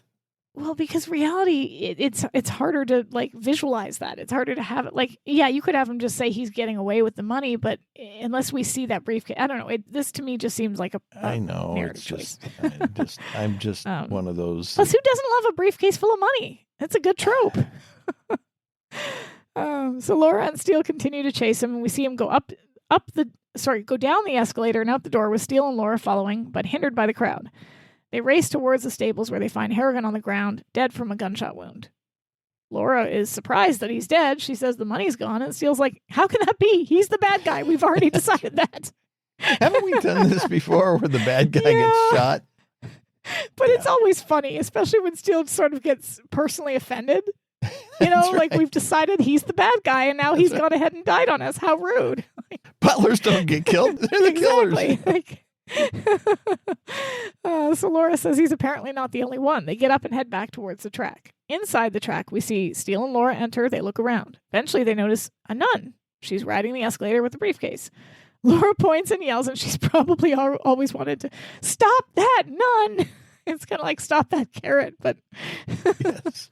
But in this case, stop that nun. She runs, and they chase her up the escalator, but they kind of have to go up the down, which is a fun thing to watch. Up the down, in the out. Yeah. Yes. He gets to the top and he tackles her. He pulls the habit off of her and he's shocked to see Candy. Now, here's something that I only realized for the first time when I was making notes. Every other time I've watched this episode, because the actress who plays Sister Natalie and the actress who plays Candy look so much alike, I just assumed that Sister Natalie was always Candy. That there never was a Sister Natalie and that she had been tricking Steele the whole time, but no, they are two different actresses. Yes, I will admit to having entertained a similar misunderstanding of the facts. I just for years, every time I've watched this episode, that was my assumption, and it's not until I was looking a little bit more closely, and then now I'm looking up the actresses who played, Yeah, right? two different actresses. Yeah, Mary-Kate McGeehan plays Sister Natalie, and Nancy Lane plays Candy. So it was like a light bulb. It was a different Okay, that makes more sense, because every time I'd watched it before, I always wondered why I still didn't recognize her in The Habit. Yeah, I had to revise my notes. So it's not just me. I am relieved. I'm wondering how many other Steele watchers had that. They should have cast actresses that looked. Well, I guess they had to cast actresses that look visually similar, because that's the only way she's going to get away with being dressed like a nun, but still it was very confusing. This was like a Scooby-Doo reveal when he pulls off the habit, because they're like, so yeah, so it's Candy. She pulls a gun and Laura kicks it away, saying that she's killed enough friends for 1 week. Mildred is surprised, saying she wasn't at the wake. How come she ended up with the loot? The official, that's who's there, tells him to check her. She probably has the ticket. So disgusted and disappointed. Well, so they would have collected the ticket before they gave him the money. Even if they were going to give it to him in cash, they would have collected the ticket beforehand. Shh. We're just going to wave. We're just going to wave. We're going to do the wave. Ready? Do the wave. Do the wave. Do the wave. But this Steele searches her. He finds the ticket. The official says that Harrigan told him a nun had won the pick six and convinced him that if it got out, the church would suffer. So they got the money together, and he was going to follow them to the nun so that they could quietly exchange it for the ticket. So I guess this is implying that they just hadn't. Well, no, I guess she had them. You're right. It doesn't matter. Wave, wave, wave, wave. Steele, I like this moment here because he looks at her and he says, Freddie was your friend. You knew that. And before she can answer, he just says, don't say anything. Get out of here. And like just the look on his face, the utter and absolute disgust on his face, because even though he's never truly had someone that he could rely on, I think there's always been sort of a code, right? Yeah, sometimes you betray one another, but this is going beyond that. She killed one of their own, right? And he's just completely, like it's just like that look on his face. It's just really well done by Brosnan, and it's a moment that didn't necessarily need to be there, but it kind of gives a bit of weight to this episode that's otherwise kind of zany and silly. So yeah, he tells him to take her away, and Laura says, look on the bright side, we're alive again. He puts his arm around her and he says, that's true. So we get the tag scene. They're at his apartment, and we've got all the bells and whistles here. We've got the roaring fireplace. We've got of course they're not using the couch, because why would they want to sit on a nice comfy couch when you've been sleeping in a drain pipe? You lay on the floor, of course. Yes. But they're by the fire. It looks like they're drinking champagne. They're having a romantic evening. And he kind of muses that all Candy had to do was follow Freddie's girlfriend to where Freddie was and get the ticket herself. Laura says she didn't strike her as the murdering kind, and Steele agrees, saying he doesn't understand that himself, but greed obviously got the better of her. Laura realizes that she sent them to Pittsburgh Phil, knowing full well how he would react to seeing them alive. Steele adds that it gave her ample time to bribe Harrigan to use his track connections to help her cash the ticket without undue publicity. She says, unfortunately for Harrigan, greed got the better of her again. Steele says it's ironic. They spent the last 2 days without a penny in their pocket, and all because of a ticket worth well over $1 million. Laura says it's amazing how little they can survive on if they really have. And she stops. Her eyes growing wide as she asks if that's his foot on her leg. And I like how it is here. He's like, he grins and they kiss. But I realize this is just kind of an inconsequential little tag, but I do like that she is sort of realizing how little you can survive on, and maybe what that feels like, even if it's interrupted by him playing footsie. So yeah, they kiss, and then we go into the freeze. Not the season 3 freeze, just the regular freeze. Mm-hmm. that is the end of the episode. Did you survive? I survived. Well, but it's fun. You've got all the zaniness of like season 1 here with a nun and a loan shark and jockeys. I don't know. It's just, I have a good time. More holes than you can drive a truck through. Yeah, but I mean, I don't mind the plot holes so much if the rest of the episode is entertaining. I guess I'm willing to forgive it if it's and to be honest, like I said, until I started taking notes for this, I didn't notice them as much. It's only until but I did learn that the nun and Candy were two different people. So yeah, so made progress there. I've only seen this episode probably like 10 times, but hey, whatever. Whatever, yeah. Any other thoughts on this one? No. We're heading towards the end here. We've only got two more. So yeah, we got the website, www.SteeleWatching.com, where you find show notes for, I think, the one and only movie reference, which we got it close to the top, which was kind of brushed away just to kind of sneak a movie reference in there, and links to Amazon US and Amazon Canada, as well as social media resources and links such as the official SteeleWatching Facebook page, the official Twitter and Instagram pages, and of course, the link to the ever popular but totally unofficial for us Steele Watchers fan group on Facebook. And also those links that you can use to support us financially or to share with your friends so that they can subscribe and follow the podcast in their favorite podcast player other than Spotify. Okay, so I have to ask though, but what else would you listen? Because like I listen to all my music on Spotify. What else am I going to listen to?